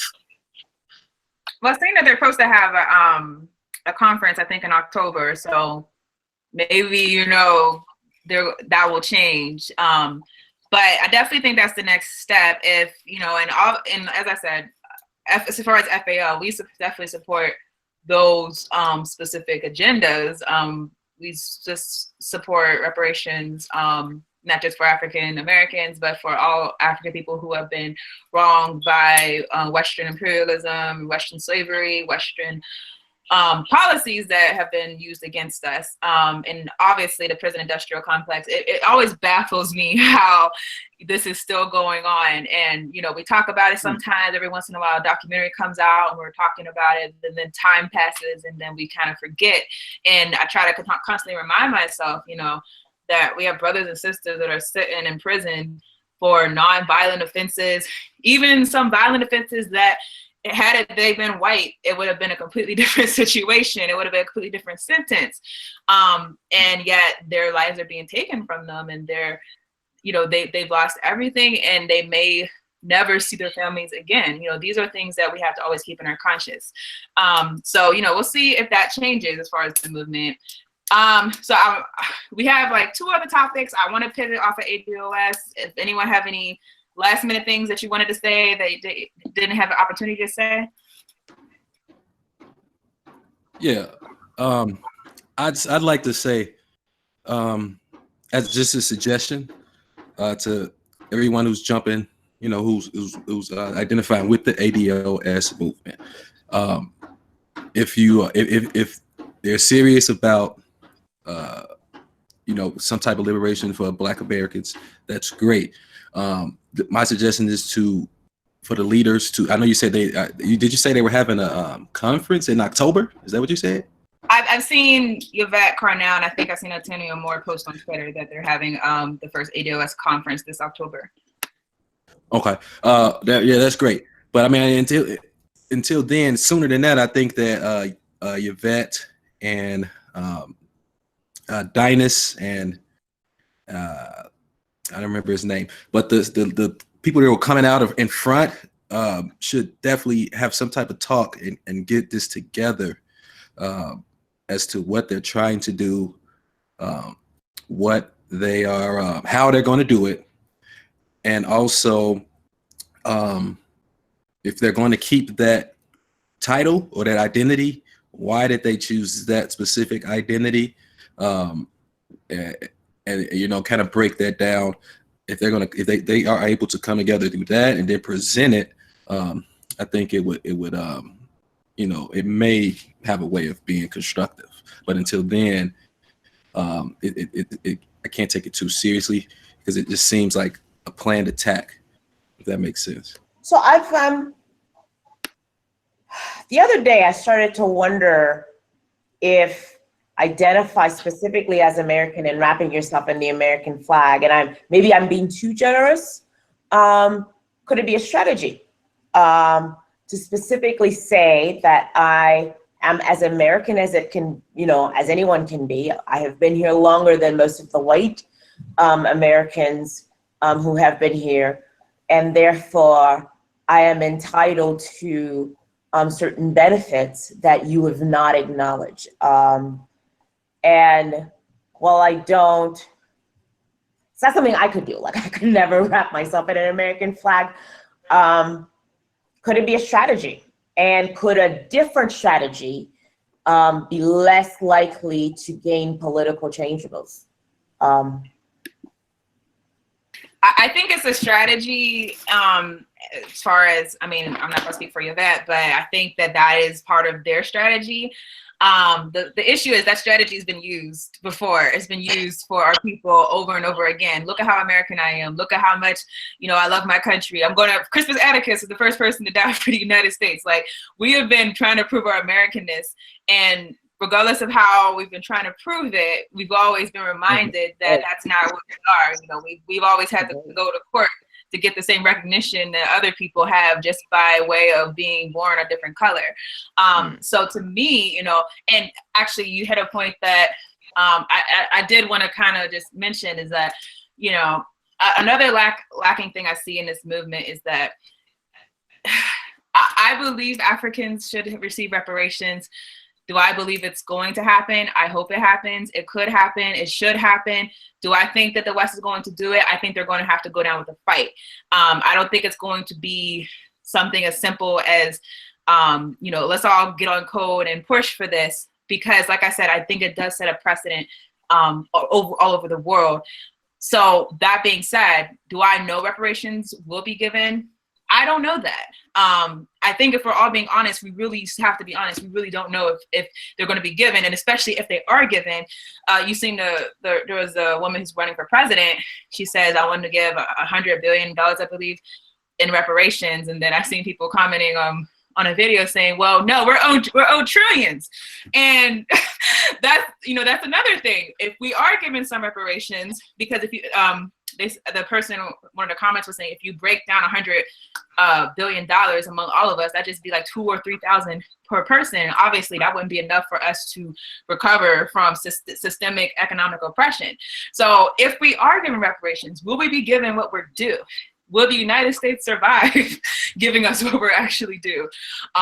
These are questions that we have to ask, and I'm just being realistic.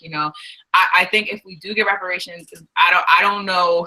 In this current government, knowing the government, seeing the government, studying the government, from what I've seen, I don't see them giving, I forget, is it 10 or trillion or 100 trillion? No, something like that.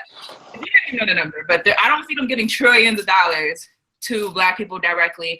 In fact, I think it would be a fight to get any money from the government that's specifically allocated to Black people, because if anyone doesn't know, white people get real upset whenever we say that we're owed something, because in their mind, you didn't go through slavery, I didn't enslave you, why do I have to pay you?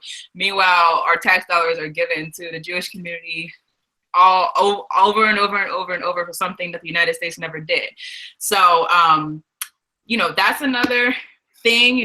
Pierre, you were saying your suggestions to the movement. I would say consider, based off of historical precedent, number one, is the United States actually going to do this? And if they do it, will it be truly wholehearted? Because as there have been reparation movements in the past, by the way. I mean, if you look at like the Freedmen's Bureau, there are a number of programs that were put in place to specifically benefit African Americans. Guess what happened? There was an administration change. And once that administration changed, all of those policies went with it. So is this the right way for us to get what we're owed? That's another question I think that has to be addressed by the movement. And anyone who sincerely feel this, that, we really do need reparations. Just read your history, know that there has been times where the United States has passed legislation specifically targeted towards our people, but when done, all you needed was backlash. All you needed was for some people to say, we're done with y'all, we're over y'all, for the pendulum to completely swing the other way. So are we prepared for that? These are things I think to talk about. I'm sorry, I have one more quick little point to that point, which is that one of the advice that I think I would like to give is, it doesn't seem to me, so I've seen them talk about, well, we need to clearly identify who we are and who we're not, particularly against and over Black immigrants or even the descendants of Black immigrants, sort of drawing that hard line at 1865. And I'm discovering that there are all these people who I've always just considered Black Americans who maybe they had a Jamaican grandparent or something who may not quite make the cut.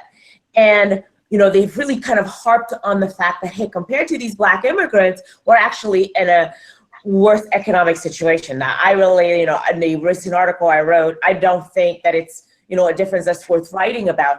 But there seems to be like nothing strategically wise about pointing to your opposition that I'm actually numerically smaller than you previously thought and economically more disempowered than you thought I was. That doesn't seem like a position you want to start with if you want to negotiate with somebody who's traditionally not been all that invested in providing you justice. So I'm not quite sure why they think that that's a good strategy to put out there. Like, actually, all these people you think are Black Americans who often vote with us and are with us, they're not really Black American, and let's just exclude them. Well, that just means you're smaller and poorer than we thought you were, and why should we pay attention?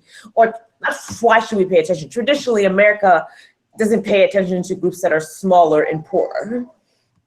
Which is another great point, because Dwayne, I know you were going back and forth with someone on this. I think on one of your articles, I didn't know Malcolm X was his mother was Grenadian. So there's a lot of people in our history, a lot of people who we represent, who we wear on T-shirts and everything, and they might not fully be, no one's fully from, the African slave trade, but they might have an ancestor that came from somewhere else. They might have a mother or a father that came from somewhere else. So these are questions that we have y'all should probably figure out, Any other things? I don't want to move on if anyone has anything else. Okay, I'm moving on. So I just want to add real quickly. Like I said, I think the main thing that the ADOS movement needs to do to be successful is to organize and start mobilizing people and identify the tangibles. Because, to me personally, the differences I have with the movement aren't, they're not personal issues with anyone. And, if this is the movement that's going to succeed in, granting reparations for African Americans, I'll fully support it. But like I said, to me, I'm not really seeing the necessary organization to obtain those tangibles. But so that's just what I want to add. I feel like for the movement to be successful, there's certain things that need to be put in place. But that's all I have to say on that.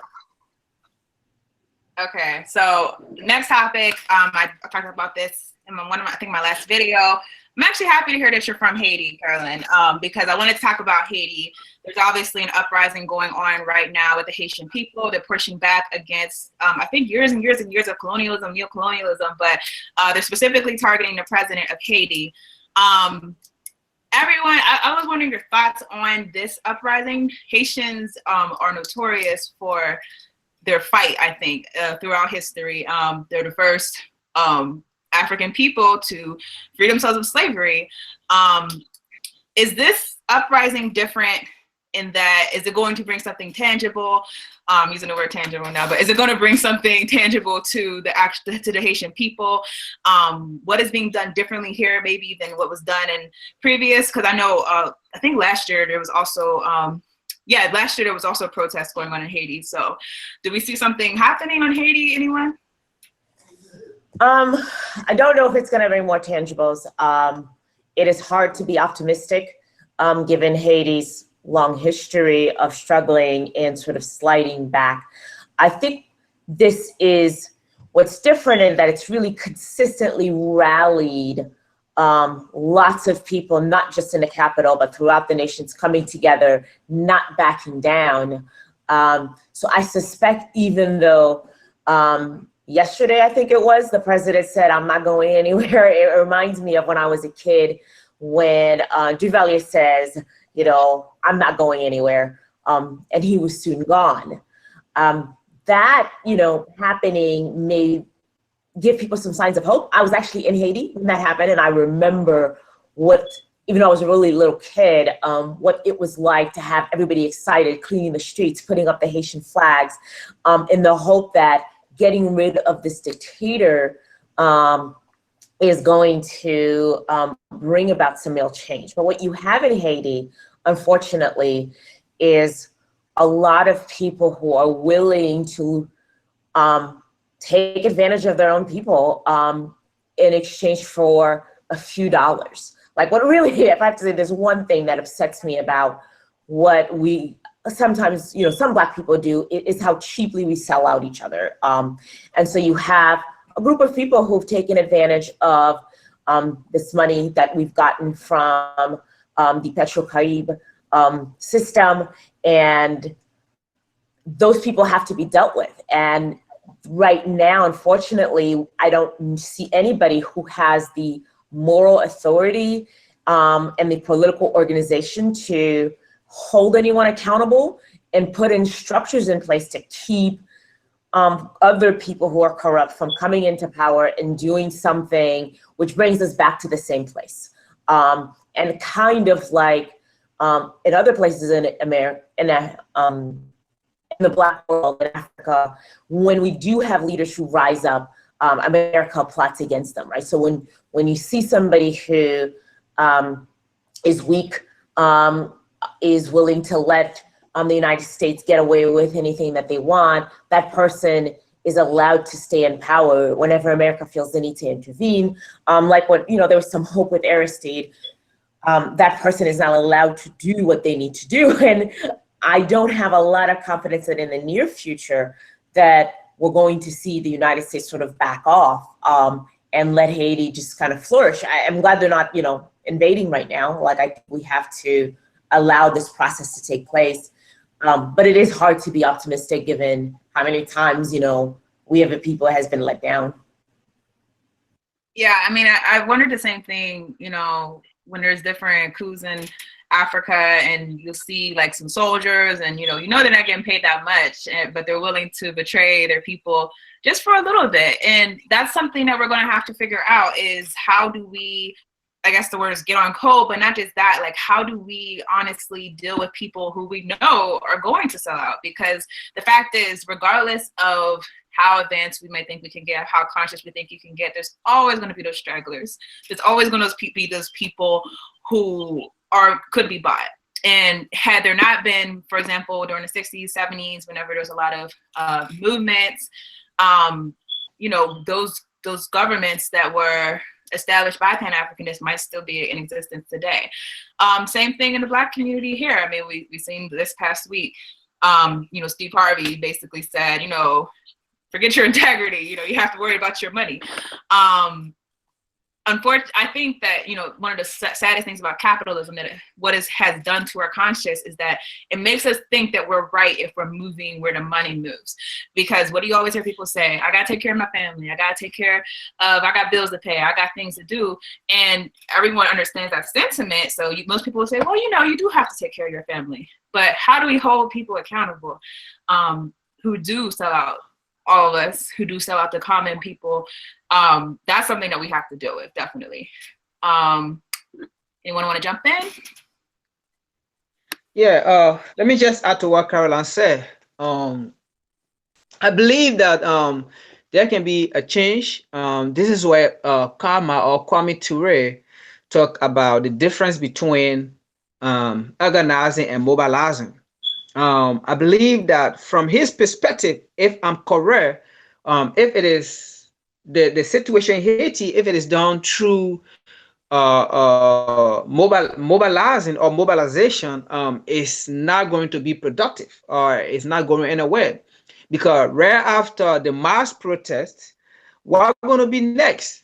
You need some people, some individual to keep on the spirit to run after or what they are going after, to run after what they are protesting on, to go after those lawmakers, those leaders in power, like Caroline was saying, those corrupt politicians or leaders in power, to go after them, to run after them, to question them, to put them to the edge of being accountable.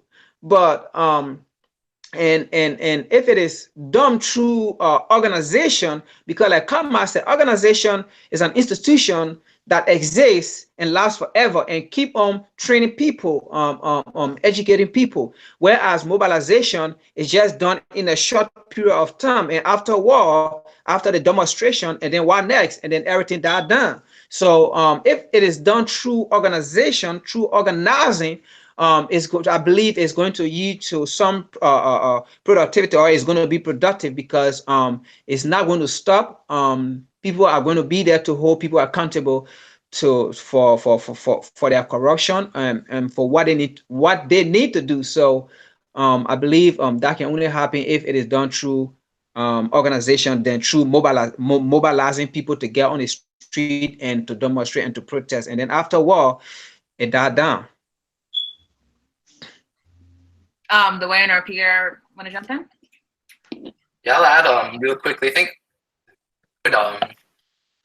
with Haiti, especially, is that there's a lack of unity or cohesiveness in the Caribbean. So what ends up happening is countries like Haiti will go through this turmoil, and they don't get any assistance from neighboring Caribbean countries. And again, this is why I always say Pan-Africanism is so important, because the Caribbean is extremely divided. One Caribbean country might have a political uprising or some kind of economic or political struggle, and they don't necessarily see the support from the neighbors. I mean, even on the island of Hispaniola, you have Haiti and the Dominican Republic sharing one island, and look how much disunity you have just between two nations that share an island. So a lot of Haiti's problems is that Haiti, for many centuries, I mean, even since Haiti won that revolution, Haiti's essentially been isolated, and no one in the Caribbean really stepped up and tried to assist the people of Haiti in the struggle.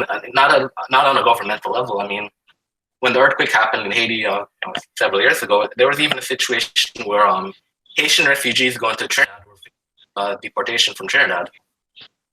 A lot of what we're seeing in Haiti again just reinforces the necessity of Pan-Africanism and the need for unity, because if not, they're going to isolate us like they did with Haiti and completely destroy the revolution that they've done. And I think that relates also to the ADOS premise that, isolationism is the best way to actually obtain political gains, because I always say you have to look back. At one point, Haiti was actually able to win. They were actually able to get rid of the colonial imperialists in their country. They were able to kill off the white people or send them on boats. So they were liberated for a brief moment. But what happened? There was no other free African colonies that were able to assist them. So they were based literally inside of imperialist waters, sitting inside of imperialist waters of the United States, who was not about to have a free island of blacks doing, who were going to be a representation of freedom whenever they have people enslaved. So what did they do? They directly sabotaged the Haitian people, and now here we are with the situation today. So keep that in mind.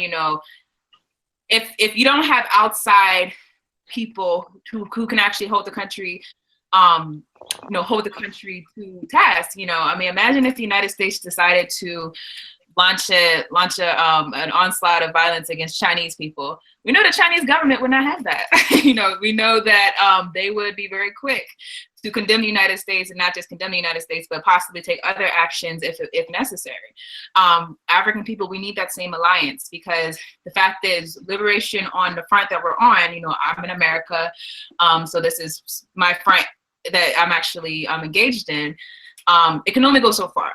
And when we understand that Africans, wherever we are, our freedom is in direct conflict with white supremacy, meaning if we are free, then we are taking money out of the pockets of imperialists, colonialists. We're taking money out their pockets. We are standing against them having the right to exploit people all over the world. So therefore, we are a threat whenever we are free. And that's why we do need global freedom of African people, so that we can advocate for each other and make sure that we keep an eye on Western imperialism or Chinese imperialism, whoever just thinks that they can exploit our people. We need to actually have the ability to actually push back against that. So anything else on Haiti before we move on? Yeah, let me just add to that. I think you made a very good point, and I think we also talk about that one. I believe when we were talking about Togo in one of our videos, we mentioned something like that, where we said the Togolese can't do it by themselves, to fight the French government, or to fight France, because France is already a superpower. So in the same way, when it comes to Haiti, you said something like in alliance, all African around the world, whether in Africa or whether anywhere, we need to be in alliance with Haiti, because it was through Haiti that African around the world, even in Africa, we begin to have a sense of freedom, to even have the taste of freedom. It was because of Haiti. When Haiti gained their independence, when Haiti gained their independence, Africa, or a lot of African around the world, saw the direction of, okay, so if Haiti can do it, we can do it. If a black nation in the Northern Hemisphere, or howsoever they call it, can free themselves, we can also be free. So it was Haiti that started that whole front line of independence before even the African nations start getting some sort of partial independence. So we need to get alongside with Haiti to fight alongside with them in order for them to be free. Absolutely. Dwayne, you wanted to introduce the topic, Nigerian elections? Yes. So I'm going to start off by saying, I started law school recently and exams are coming up, so I haven't really had the time to follow, and I'm sure you know what that's like. But I haven't had the time to really follow the details of what's going on there. But I saw elections were supposed to be held today, actually, and the Nigerian government announced at the last minute that they're going to postpone elections for a week. Now, just for my study, my research in African politics, I know typically when the government decides at the last minute they're gonna postpone elections, that means something shady or underhanded is about to take place, and we saw that recently in the Congo where elections were postponed. There was a lot of underhanded things that happened there. So, like I said, I haven't really been following the situation as much as I would like, but I just want to put that out there because this goes back to what we were saying about Haiti and the struggle, the Pan-African struggle, because we know the struggle goes in stages. So at some point in the struggle, you're going to have neo-colonial regimes, which are blatant dictatorships, blatant military dictatorships where people have no political freedoms, no ability to vote. And Nigeria certainly has had a history of that. Now, once you get rid of these governments, the next issue that you're going to run into is corrupt neo-colonial regimes where people do have the ability to go out and vote, but politics is so hopelessly corrupt that it doesn't really necessarily matter which political party you vote for because the entire system is corrupt. And this is the perfect example we see here in Nigeria, not only the corruption, but also the incompetence as well of certain African leaders that, Nigeria had how long to prepare for these elections, and suddenly they decided at the last minute that they're not prepared and they have to postpone a week. So I say that to point out that, like I said, the struggle goes in stages. So it's not enough just to get rid of a dictator here or a dictator there. We have to change the entire system and develop new political institutions to replace the neocolonial apparatus.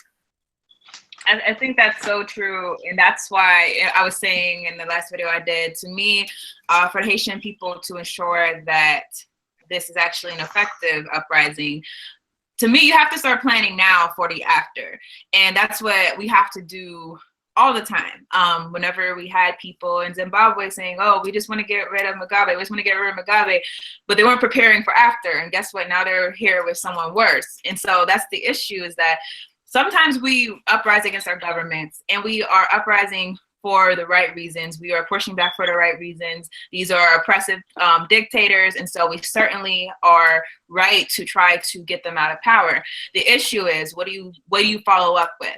And it's not just about, to me, with democracy, if democracy is in place, and I posted an article on Pan-African News Press, if democracy is in place, it was a musician, I forget from what country, but he was making a good point. But you have the people who have not been educated. A lot of our people, unfortunately, because of the horrors basically of colonialism and being exploited, some of them don't know how to read and write. And even not just that, so a lot of them aren't conscious about what's going on, not conscious about who to vote for. So that's another issue. Like, you can have someone who can easily try to sway the people with talk, but if they're not developed inside of a political way, democracy might not be something that's good for them. I've said many times, I don't think that democracy is necessarily the first answer. And what I mean by the first answer is, as soon as we get someone out of power, we need to have elections. The reason being is because a lot of times democracy, the way that it's built, it can be manipulated in order to continue the same type of rule. So you can have someone, for example, be sponsored by an outside government. You can have someone like in Zimbabwe that was sponsored by the Chinese government, and that person might have all the backing, all the financial backing, might have the backing of the military, and people will vote for that person.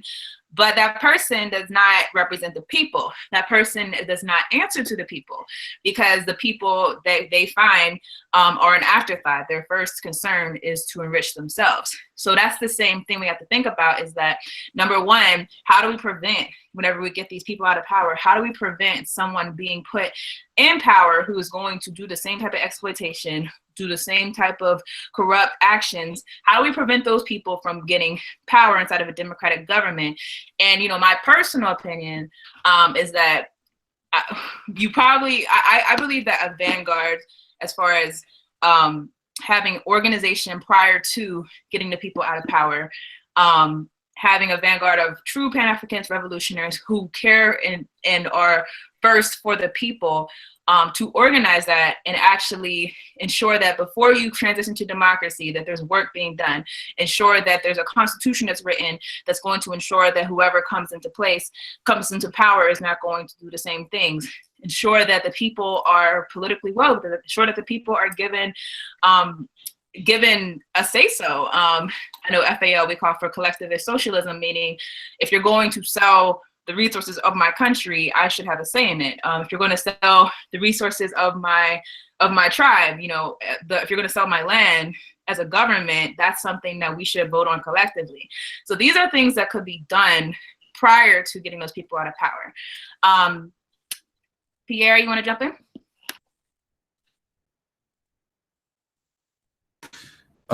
Was it a question? What was the question again? Oh, it wasn't a question.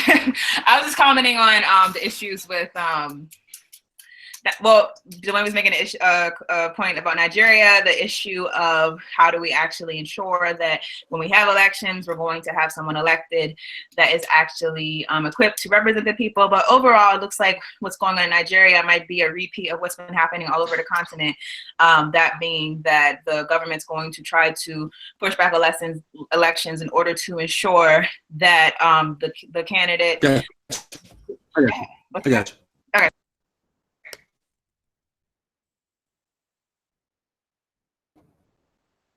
Okay, yeah, I got you. I appreciate it. Yeah, I think it was right on the right point when I was actually writing down what you were saying. I guess that's kind of lost track when you said vanguard. As we talk about our political platform later, that's our main objective. I need a vanguard for all African people, in which all African nations contribute to. My camera's off.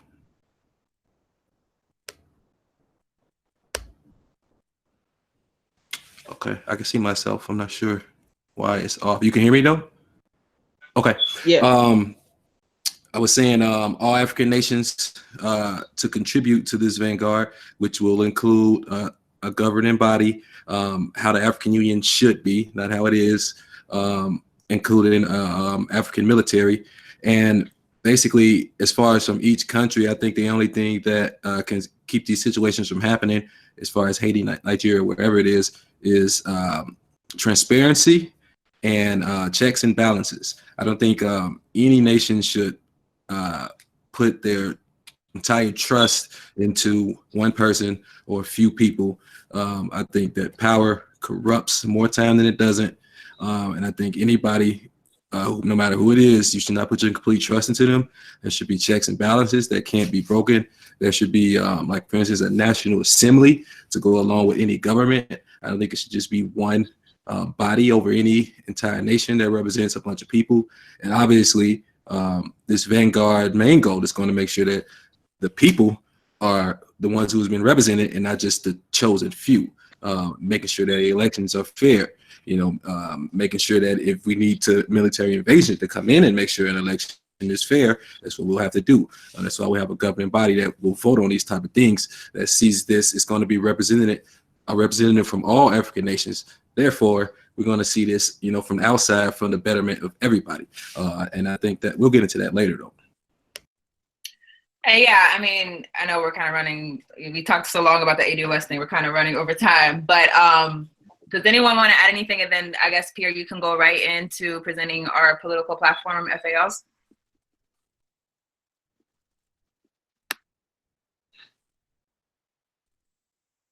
Okay, so we're good on Nigeria, everyone? Okay, cool. All right, go ahead, Pierre. Go ahead and go into that. Is my camera still off? Or is it working now? You're good. You're good. It's working now. Okay, good. All right. Good. So here, let me get this going. Okay. So basically, as we discussed before, our organization is going. You know, we want to lean towards more of a political organization, in which we can start looking at this from a more political view, and hopefully we soon will get certain politicians throughout the diaspora to accept this agenda, pledge allegiance to it, and hopefully we start getting some of them in power. Then that's when we start really building this, this solidarity that we've been aiming at. So I'm just going to jump into the 10-point program, okay, that kind of breaks down basically what we're looking for. I think at another time we'll probably do a video that really goes into each one and explains how we're going to do it. But for the sake of time, we're just going to go through the 10 points and then we'll everybody jump in. Okay, so I'll start with the we have 10 points for each agenda. International agenda, which is for the African because since this is a organization that is based here, started in America. We do want to have an agenda for us African Americans. Can you hear me all right? Okay. We want to have an agenda for African Americans and throughout the diaspora, and an agenda for nations on the continent. All right. So for the international agenda, point number 1 is we look to end all forms of colonialism, neocolonialism, and imperialism must cease in all African nations. Point number 2, all African natural resources must be collectively owned and operated by African communities and not by individual politicals or business figures. Number 3, all African state constitutions must be rewritten to appoint collectivist ownership of natural resources to local African communities. Number 4, no foreign military, peacekeepers, or NGOs should be on the African continent. Number 5, end to foreign dependence, which includes the ultimate weaning of African nations off foreign aid, which we hope to eventually lead to no foreign aid at all. But we did agree that it will take a weaning process in order to keep some nations to be able to just survive. Okay. Number 6, there must be a moratorium on all debt agreements, development agreements, military contracts, and all export of African natural resources by outside forces until the effective transfer of collectivist power to the people and thorough investigation into possible exploitative nature of these arrangements, which is key, meaning if there's some type of crooked deal that a crooked government might have made, and there's a revolt or whatever, and a new government's in place, you don't have to honor that. We're not going to honor those crooked deals that was made before. We have no obligation to do that, and we don't plan to. Number 7, no land may be owned in an African state by an outside foreign entity or individual. Land may be leased, but only leased with the approval of the collectivist African society. Okay, number 8, we support full recognition of Aboriginal people's rights to land, including expropriation of land without compensation when determined justified by our African legislators. Okay. Number 9, all African children must be taught the full history of African civilizations throughout the world, of slavery and of colonialism. Okay. And number 10, we fully support an all Pan-African government, Pan-African military reserve, one Pan-African currency, one Pan-African bank reserves, one Pan-African free trade. Pan-African free trade, all Pan-African passport, and a Pan-African official language. Okay. Do we want to go ahead and talk on that first, or do we want to just go to the domestic agenda? I think go ahead to the domestic, and then Okay. I'm going to say to the audience, if you have any questions for us, we're running over time already, so 3 questions. Right. Okay, good. Okay, so let's go right on. So the domestic agenda aimed for Africans in America, 10-point program. Africans shall control the economic politicians of everything in our community, from the school teacher to the fireman. This is basic Black nationalism that you've heard from Malcolm X and Marcus Garvey and so on. Okay, number 2, Africans in America must receive independent educational options to educate their children to prepare them for survival in a white supremacist system. So this is meaning basically we should be able to create our own curriculum that sees our history from our perspective and not from a perspective of the white supremacists, in order to prepare us for the survival in this white supremacist system. Number 3, complete tax exemption for African people and full exemption for military service. I think that's pretty self-explanatory. Number 4, reparations for crimes committed during the African Holocaust, which continues today. Obviously, we'll break down into what examples of that can be at another time. Number 5, observance and full government support of a sovereign state of communities for Africans in America wishing to separate from constant racism, capitalism, and terror, which goes on with immunity throughout America to this day. Number 6, Africans immediately placed under a protected status with mandatory sentencing for racial targeted and hate crimes. Number 7, an immediate end to police brutality and murder of African people throughout the nation. Number 8, Africans are to be tried by a Black controlled judicial system. Number 9, the prison industrial complex must be put to an immediate end, which includes the release of all nonviolent African prisoners, the immediate review of all convicted offenders for the presence of racism and bias. And we also demand an immediate end to the money bail system, which we know disproportionately affects poor people, which most of us in America are.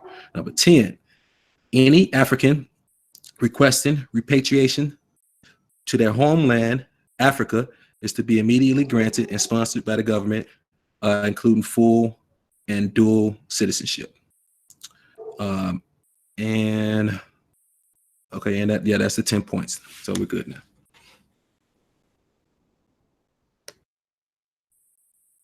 Okay, so anyone want to have any follow-up thoughts on the agenda? I'm trying to find, I've seen a question about how are we going to deal with traitorous leadership as far as our agenda. Since it's a political agenda, I would say that would be done through the political process. And, similar to what we've discussed today, holding people accountable, holding politicians accountable. We want to be clear, we're not, going to be having people run for office, in our organization under like a political party in that sense, but in the sense that we want to make sure that we have protocol as far as, what should politicians who want our support or who want our advocacy, what should they be espousing as far as a Black agenda, a Pan-Africanist agenda, African agenda, not just in the United States, but in other parts of the world. So I would say that would be done probably through the political process. But I'm looking through the chat if anyone wants to speak while I'm looking for questions.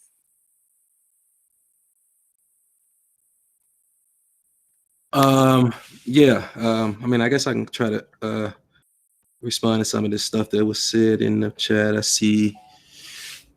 Hold on, let me get my camera on. So, okay, good. Someone says this is basically what the Black Panther Party was about, which Mostly is, at least the domestic. You know, that party created by ADOS people. Okay. Yeah, I guess they wanted to make that known. Let's see what else we got on here.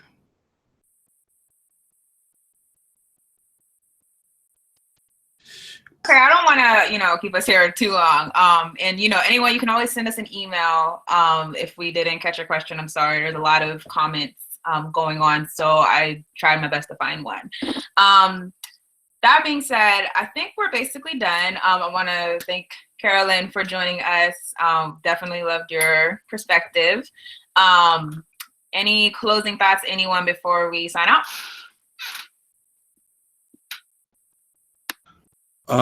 Yeah, I just wanted to, I don't think we talked about organizing. So we wanted to make sure if anybody was interested in joining or learning more about the Federation of African Liberation. Their website is, on Facebook, it's just Federation of African Liberation with a K. I guess we can put the link maybe in the comments to the website, and so you can have the information you need. I posted all more information in a pinned comment, so if you go to the video, you'll see our information on, I believe, the Facebook and our YouTube page, and also how to become a member and things like that. So if that's it, thank you everyone for joining. This was a good discussion. I think it was a helpful discussion, and again, hopefully it furthers further discussion. I believe on the 22nd, I'm supposed to have another live stream with the brothers from Revolution Live, who we want to discuss this whole strife between Pan-Africanism and ADOS further. So, if you want to hear more, you can check back for that. But other than that, everyone, y'all have a good day, and thank you for joining us. Thank you. My pleasure.